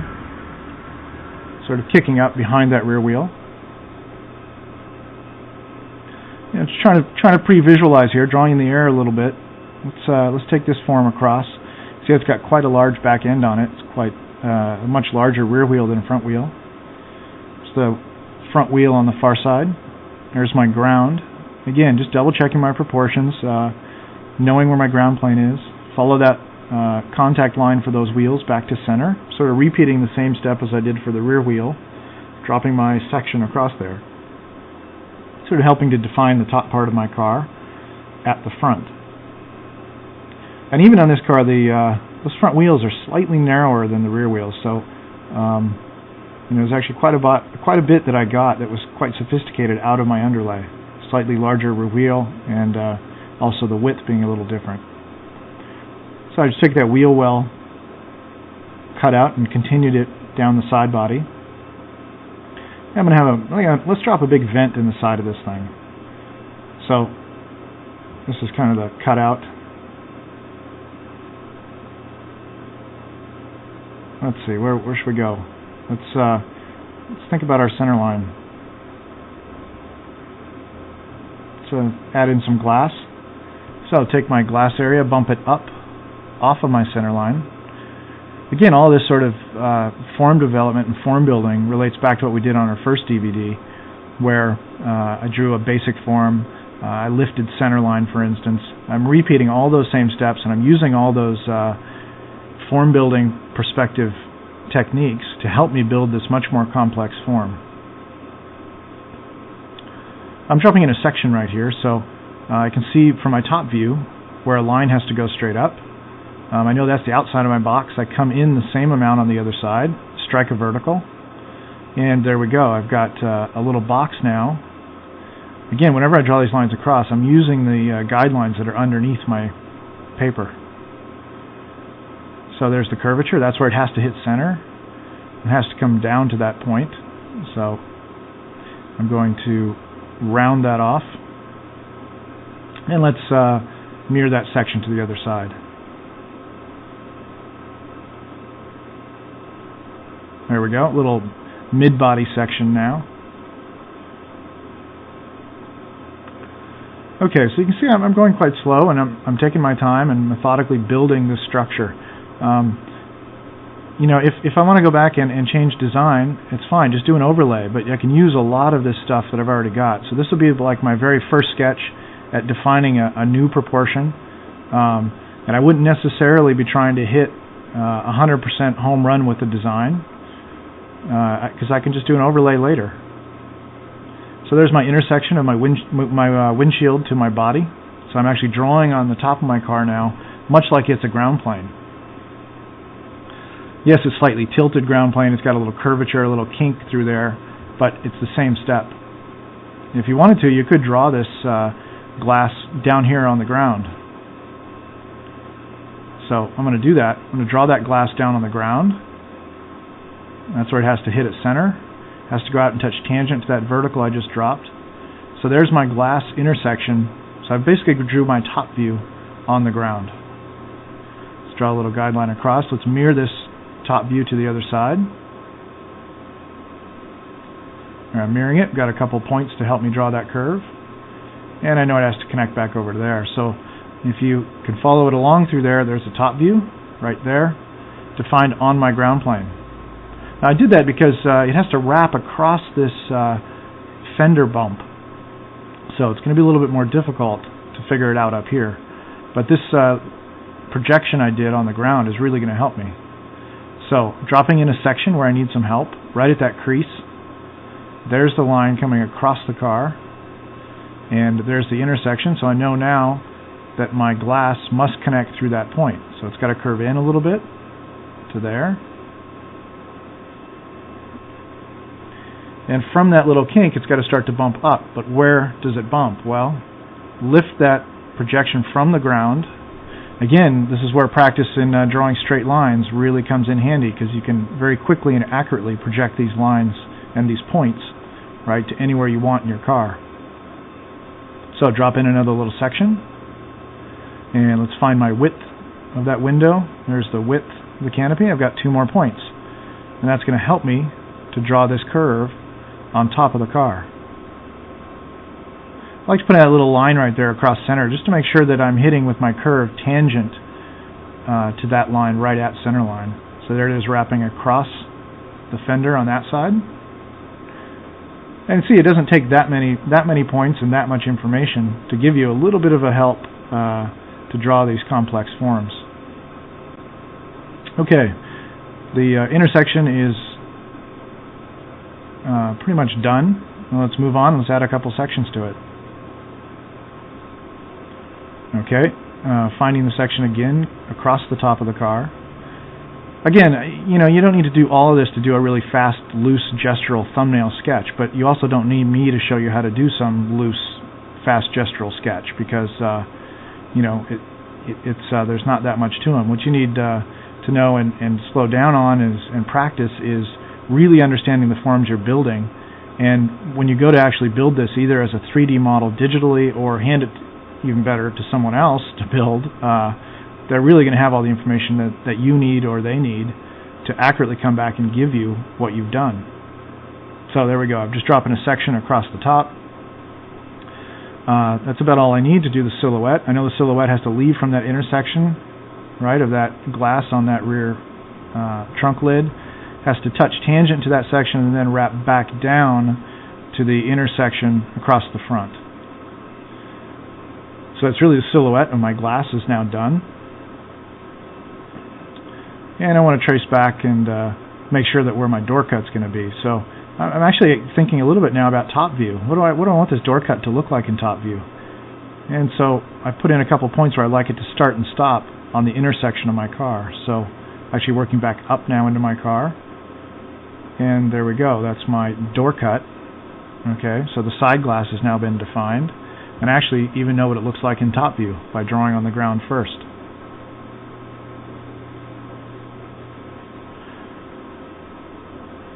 Alright, let's extend and figure out where the silhouette's going to be on the far side. Well, I know it has to go forward from that mid-body section. I know it has to hit tangent to that section I have that wraps right through the front wheels. Maybe we want the front of the car to go up right here. So I'm just sort of setting that limit. Let's see how that looks. I'm going to connect across to it. Again, using my guidelines underneath. Add a little hint of a little swell or a fuller section across that hood. So there's my silhouette across the front. Again, this drawing is not really about that part of the car, so I'm not going to spend that much time up there.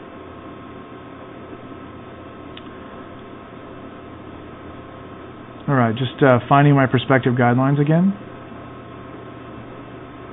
And I'm dropping in a new section here. So I'd like to know what this part of the hood looks like. Put a little character line here. I'm going to come forward right from the base of that windshield, much similar to what we did on our first sketch. This it's fairly flat across the hood here, so it's pretty easy to just draw right on the top of it. Probably don't need a lot of section help.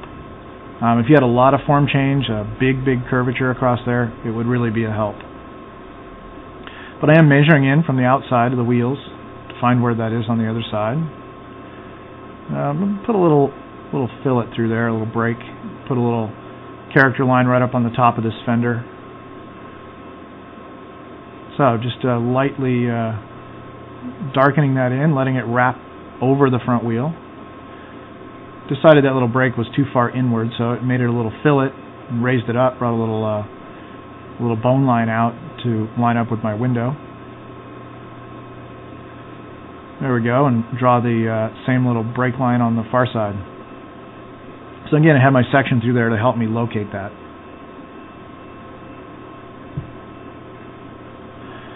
Time to cut in this vent on the side.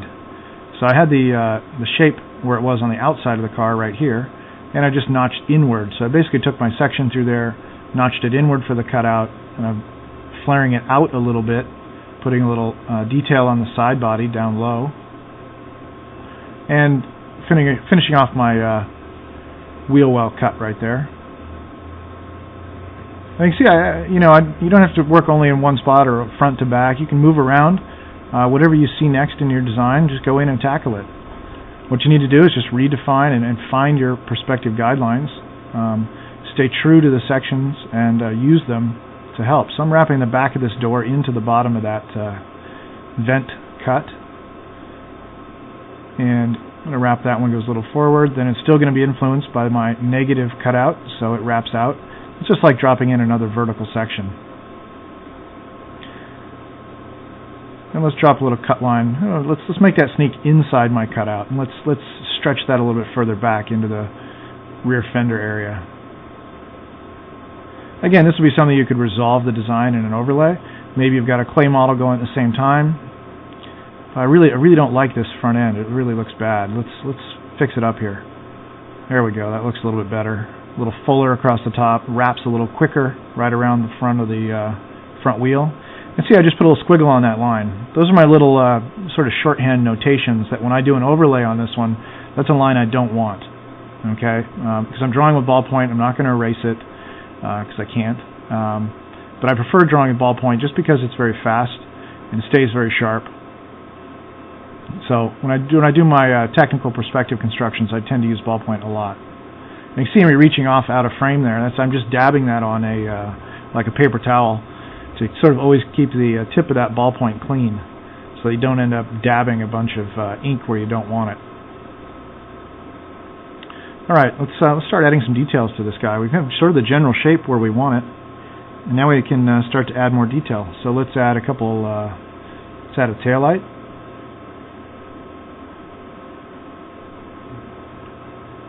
So I'm sort of doing a little cutout here. And I'm going to extend a little floating panel off the back. So again, being very conscious of what the sections are across that back area, I dropped in that little detail. My tendency is drop in the details on the near side first, and then mirror them across to the other side. So dropping in a couple guidelines here, figure out my foreshortening, project these lines up.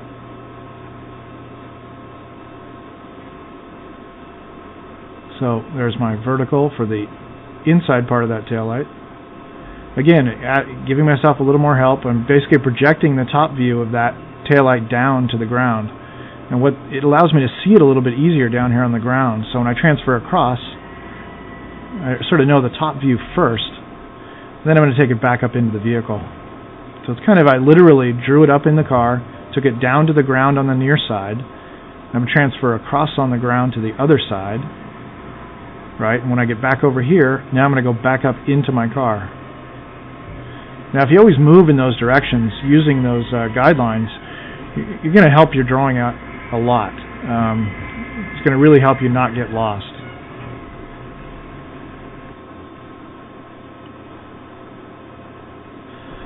All right, I'm drawing in my detail over there, and it's got a little separation from the body, so I can just darken that in a little bit. And then I'm going to continue that shape up into the body, so transfer where that point reaches to onto the other side of the vehicle, and let it wrap. And there we go. I've got that little cutout detail on the other side. Again, don't start drawing over these things again and again to fix the design. It just makes your drawing darker and darker. Just save that for an overlay. Keep this one clean so you can actually use the perspective help and the constructions you've done. All right, now I'm going to take my center line and drop it down. So now I'm back on center line plane. I'm going to drop a little detail across the back of this car. So it's sort of horizontal to the ground plane. And it's a little sort of a fin back there, aerodynamic device helping us out a little. Unfortunately, it looks like it's connecting to this little detail I just drew there, but it's really not. It's quite narrow as compared. It just happens to be exactly lining up behind that detail. So this may not be a very good perspective view for that detail. So you either want to change your view or slightly change that design to look better in this view. So it's sort of Murphy's Law of sort of unfortunate occasional alignments. Dropping that down, so there's the notch on the other side. So you can actually see that that little fin is quite a bit narrower and even lower. So I know exactly how high off the ground it is because I know where the ground plane is. All right, just thinking what I want to do with that. Let's just double check where that corner hits. There it is, straight below there. and see it on the other side. I'm really just double checking to see if it sticks out in the shadow, and it actually does not stick out in the shadow. The corner just looks like it's just tangent to that shadow created by the upper fin. Alright, looking over the drawing, pretty happy with where we're at so far. And at this point it's really just adding more sections, adding more details, cut lines, drop in an interior. We still haven't addressed what we're going to do with a wheel design. So I bumped a section up and over my glass. I knew where it had to go, right, because I had my center line there. I knew that section had to pass through that point. Let's drop in a couple little vertical fins indicating a little vent detail.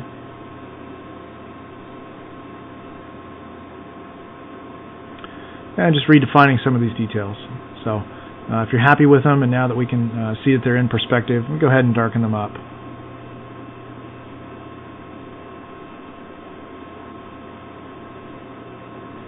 They're just darkening up the lower line on this car.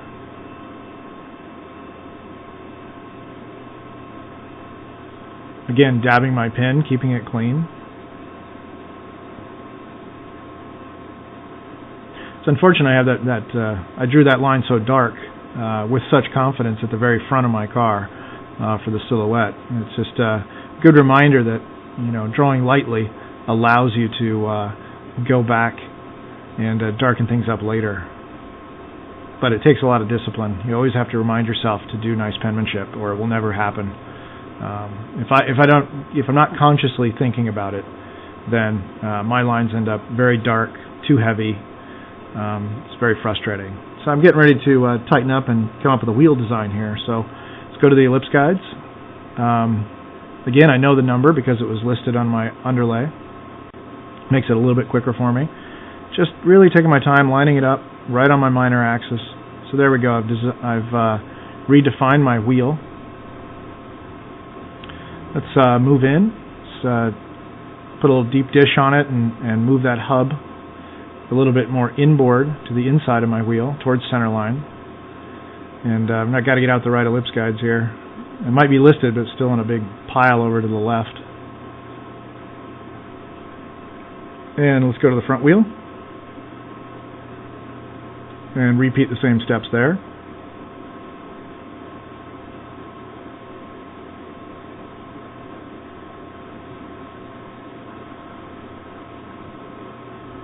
Alright, I'm going to strike a couple verticals. That's the outside plane of my wheel.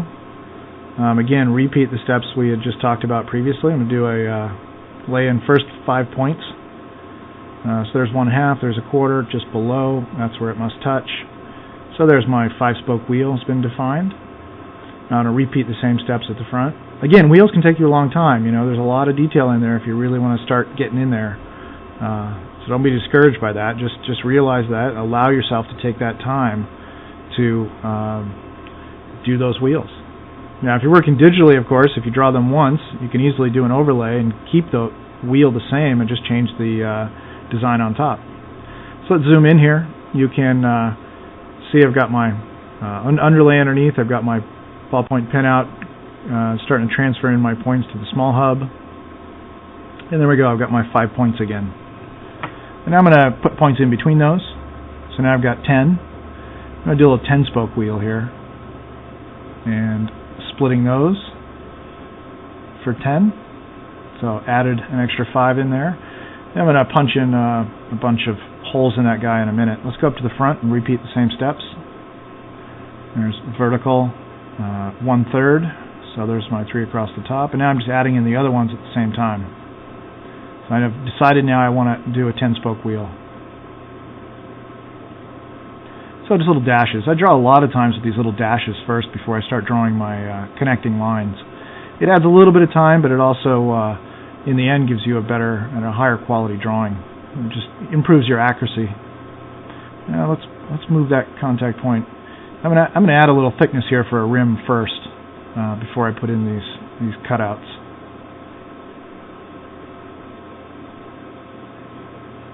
So sliding inward. Okay, so it's on that same sort of conical section. And now I'm going to drop in some cutouts. So first I draw my center line actually, and then I beef it up right and left. So see, first very lightly center line, and then go a little left, little right, and beef up those spokes. Little left, little right. Same with this one. So that one's very, very tiny. This one's very foreshortened, so he's nice and thin. Connect across. I think you can get pretty proficient at that. I really don't need to draw to any tighter level than this. Since I do most of my renderings now digital, this is really about as far as I need to take a line drawing as far as accuracy goes. So you can see it's still fairly small, but if you draw clean, you can accomplish what you need at this scale. And let's go to the front wheel, repeat the same steps. Again, you can see my very nice looking silhouette line that's been crossed out up there. Again, don't worry about it. You do an overlay, correct all that stuff. Alright, you can see this front wheel is quite small, but we can still draw quite accurately with a ballpoint pen. So let's block in our cutouts here. Little center line first, then beef it up a little. Little connect across, beef it up. These are quite small, so I'm just literally drawing those cutouts. Just double checking, making sure those spacing is going to be correct between those spokes. And then connect. Got a couple more to go here.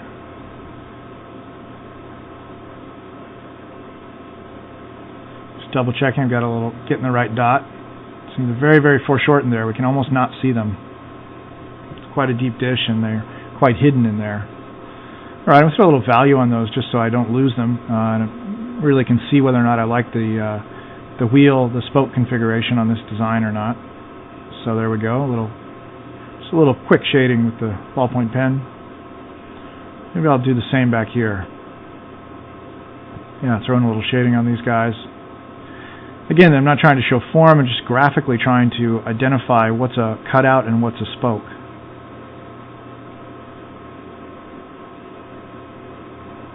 A lot of industrial design, a lot of automotive design and product design is all about the graphic forms that you create on these three-dimensional shapes.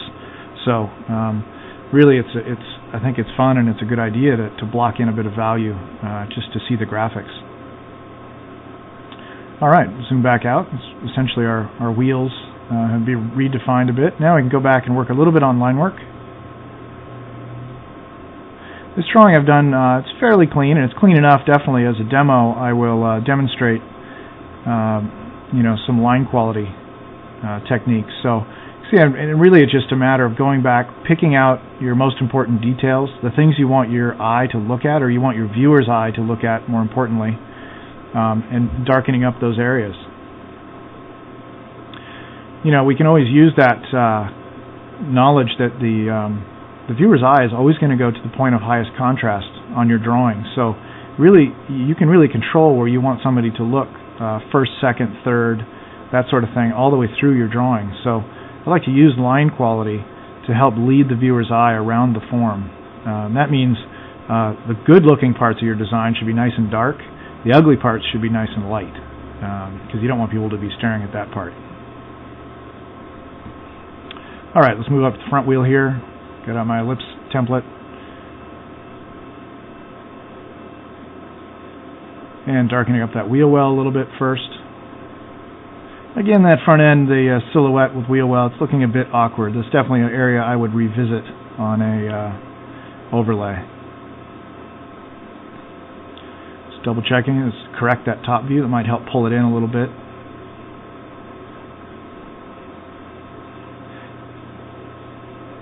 Alright, I'm generally pretty happy. It looks like a car, that's always nice. And let's just keep detailing. Anytime I want to plot 2 points across from each other, again, just goes back to your ability to draw straight lines, transfer points across. Putting a little cutout for this rear fin. There's a little spoiler on the back here. That's where the little cut line would go. And again, I'm not too worried about if I've got like a little sharp detail in one area and a radius in another. It's okay. That's that's why we do many of these design sketches, is to evolve these designs. This is just my first cut at a design. that would be something I might develop through, you know, another 50 or 100 drawings. So I modified that section even, dropped it down a little bit. Let's see, let's find that point on the other side, measure in. Again, I'm just estimating those lines measuring in. But I still am using little vertical tick marks. I'm trying to estimate that foreshortening. Trying to always ensure that the accuracy is there. And notch that down. So on this side we can see that little fillet. On the far side it was hidden by that little raised detail. So there I've just dropped that down a little bit. So I've gone out to the sides just above the rear fender and dropped that. Let's darken up this silhouette across the back. That fin is really blending in with the lower part. Redefine that little cutout. Let's take a little. You know, when these any vehicle is built, you've got to, or any product for that matter. You know, usually you got to have some part lines and things and panels to assemble that vehicle with different parts. So those are great opportunities to drop in little designed part lines. And if I was to get rid of all my construction, that's really all we would be left with that looked like a section line. And those little part lines can really help tell the viewer what that shape looks like, especially in the absence of any value shading on your car. So I say hit one brake line, go to the other side, darken that up.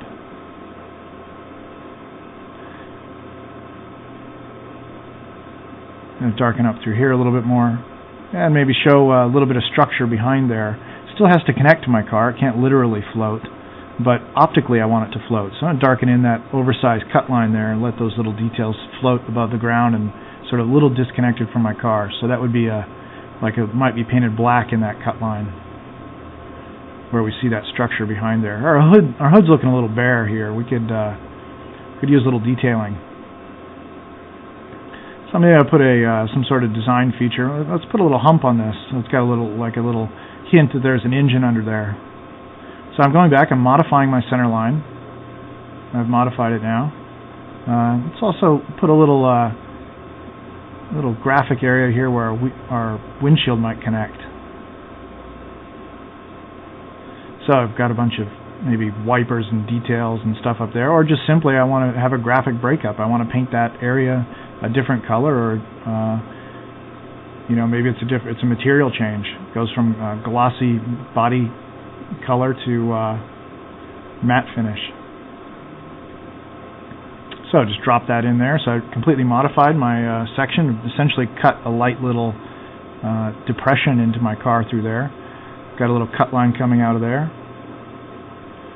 So that'd be sort of our hood being divided there. And let's take this section and bump it up a little bit.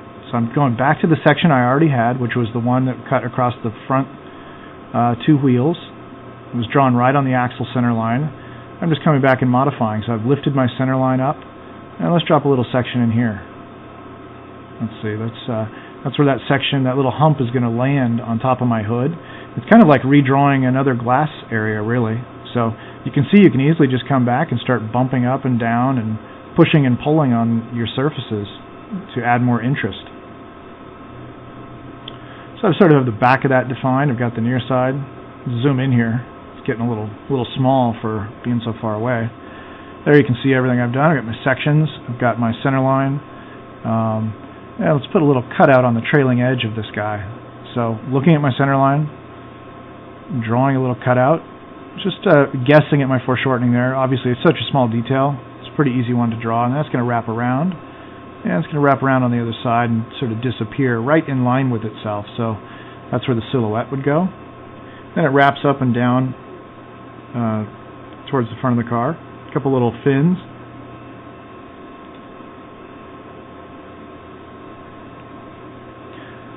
And all these things add a little visual interest, you know. So let's add a couple little exhaust ports here or something into our engine bay.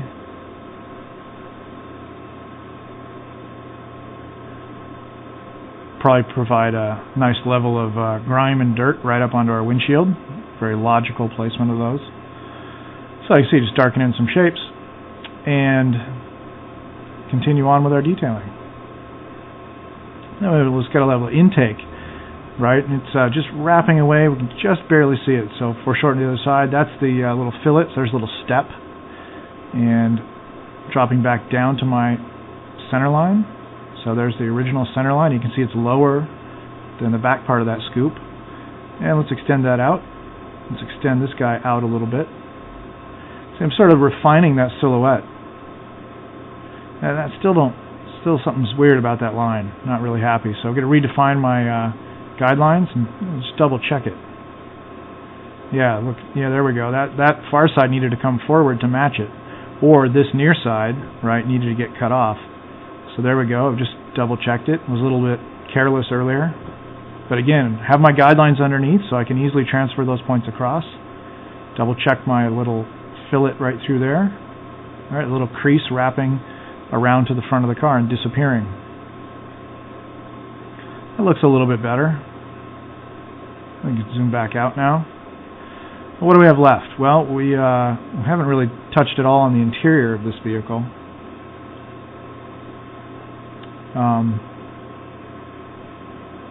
Let's get in there, do a little bit of darkening. So I'm going to start increasing a little bit of line weight.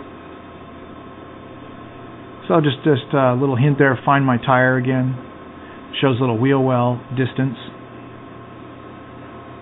So a little separation, right? You don't want your tire to be the exact same size as your wheel well, because then your tire can't move up and down, right, with your suspension. So this is obviously a sports car, and so the wheels don't move that much up and down, but still, we've got to have a little bit of a gap there. Again, if it's a toy, you can really, tuck it in there as tight as you like, but if you want to make it look a little more realistic, leave a little room. All right, I'm going to go back here and modify my center line. I kind of like this guy to match the spoiler above a little bit. So I'm just simply pulling that center line back, right, in side view. So I just took that guy, and there's where the bottom of it goes underneath. Now that's actually where my fin touches. That's the intersection of that little vertical fin right there. That's where it lands on that little horizontal fin down below. So you can see you can quite easily go back and make little modifications. Let's figure out what this brake line is going to do. Kind of like it. It's a hard brake back there for our spoiler. I'm going to let it fade out, actually. So I let it go a little bit lighter towards the front, let it wash out, and come back here and darken it up a little bit. Let's just put in a little hint of where that shoulder is going to be. Again, not really, it's not real rendering with a ballpoint. I'm just making a little mental note for later. And maybe a hint at seeing a little bit of a headlight wrapping right up on the top of that fender. And darken that up. So that sort of ends there with a scoop, it looks like, because those lines crisscross each other a little bit, and then I have a little air dam wrapping around the front. Again, always using my perspective guidelines. Just selectively now darkening up a few of the features that I like. Alright, what about the glass area? We just sort of have a big bubble. We're going to get to that in a minute. Let's darken up around here first.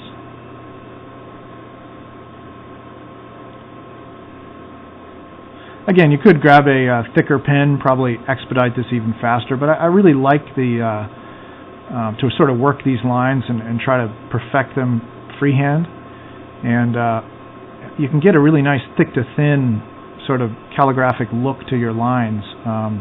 It's very lively, and it's much easier to accomplish. It's actually quite easy to accomplish with pencil, like we saw in the last example, but you can also do it with ballpoint pen. It takes a little bit of time. You got to come back and rework your lines a little bit. But it also is a way for me to sort of double check my design, and I'm sort of now starting to think about the next version of this design, and sort of double checking, drawing back over the top, thinking about areas I want to modify. So even though I'm darkening lines, I'm also thinking about the design, always double checking the quality of the perspective. Let's darken up this shadow line on the ground. You can see when I darken my lines, I tend to use my fingers a lot more, sort of almost swinging my hand at my wrist versus using my entire arm. Makes it a little bit easier to control. Alright, now we're back to this glass area. Let's see, do we want to... You could leave it a whole bubble. It could be all glass and just with hidden structure underneath. Alright, I think I'm going to... let's maybe put a top on this thing. Alright, so first I'm going to wrap another line right across the top of this windscreen, a lot like how it intersects the car body down below. Adding a little A-pillar there. Again, this could be all still underneath the glass. Could be my supporting structure for this glass. I'll extend that brake line off the door. Let's pop up. This is my rear window cut. And I need a section there, right? I don't just want to guess at that over the top. It's so easy to drop in another section. There we go. Just drop a section across the top. Double check where that would be on the other side. Wrap that guy up and over. And we just can't see it. It's just on the other side of that silhouette. So it's wrapping down towards the back. Let's redefine our center line a little bit. And we're starting to near completion on this one. Let's see, do we see through the glass at all? We might see through the glass all the way to the other fender. What about seats? Right, now we start to think about our interior. So I'm just going to drop in, there's a B-pillar there. And let's run across the other side. Right, you're going to run straight across to where it intersects your window, right where it hits your body. Then you go back up. And right through that little hole right there, that's actually where I get to see all the way through the car. Right through there. So it could be a potentially fun little rendering area of my glass that I can actually see all the way through the glass, through the back window, through the side window, over to the other fender. It's like I need to define that fender over on the other side a little bit. I don't think we see through that much, but might get blocked when I drop in a seat here. So there's where we're at so far. And zoom back out. Alright, what I've done now is I've run over to the copy machine, made a copy of this sketch, blown it up a little bit, and I'm not getting into rendering here. It's just I want to drop in some value so I can better see the graphics of my design. So what I'm doing is I'm assuming I've got a top lit scenario, which is basically just draw top view on the ground, draw the widest part of your car projected down to the ground. Okay, and I'm coming around here with a Copic marker, just dropping in some value. Alright, so it's just copy paper. It's 11 by 17, this sketch. I think it was a little bit smaller than that when I drew it. I've blown it up to 11 by 17. It held together because I'd drawn as accurately as I could. And I'm just going to work around this design quickly and drop in a little bit of value. And when I do this, I usually tend to just include the tires with the shadow. A lot of times they'll be so dark, both of them, that you won't see the edge of the tire as much.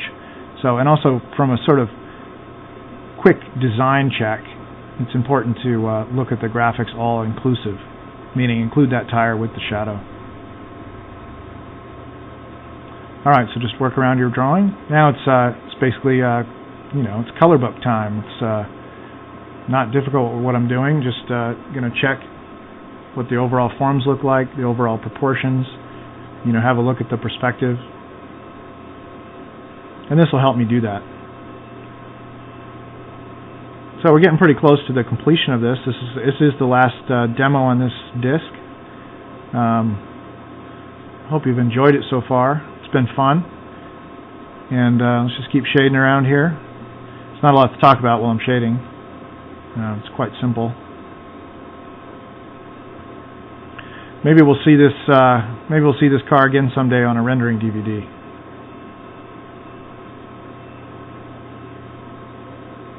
So I'm darkening in my wheel well cutouts there. I'm sorry, my wheel cutouts. So further defining the spokes. This would be a nice opportunity too. Once you pull back, look at that, and say, God, those cutouts look awfully small. You can go back and just beef those up with a marker. You don't even need to get in there and do any line drawing. Just make them a little bit thicker. Or add some details, add some, bolts and things like that. Alright, I'm going to switch to a lighter marker as soon as I darken up that hub a little bit. I'm not really happy with that tiny little hub, so I'm going back and redefining that a bit, making it a bit thicker, a bit bigger. Optically, it wasn't going to pop out enough. So let's make those a bit bigger and darken those guys in.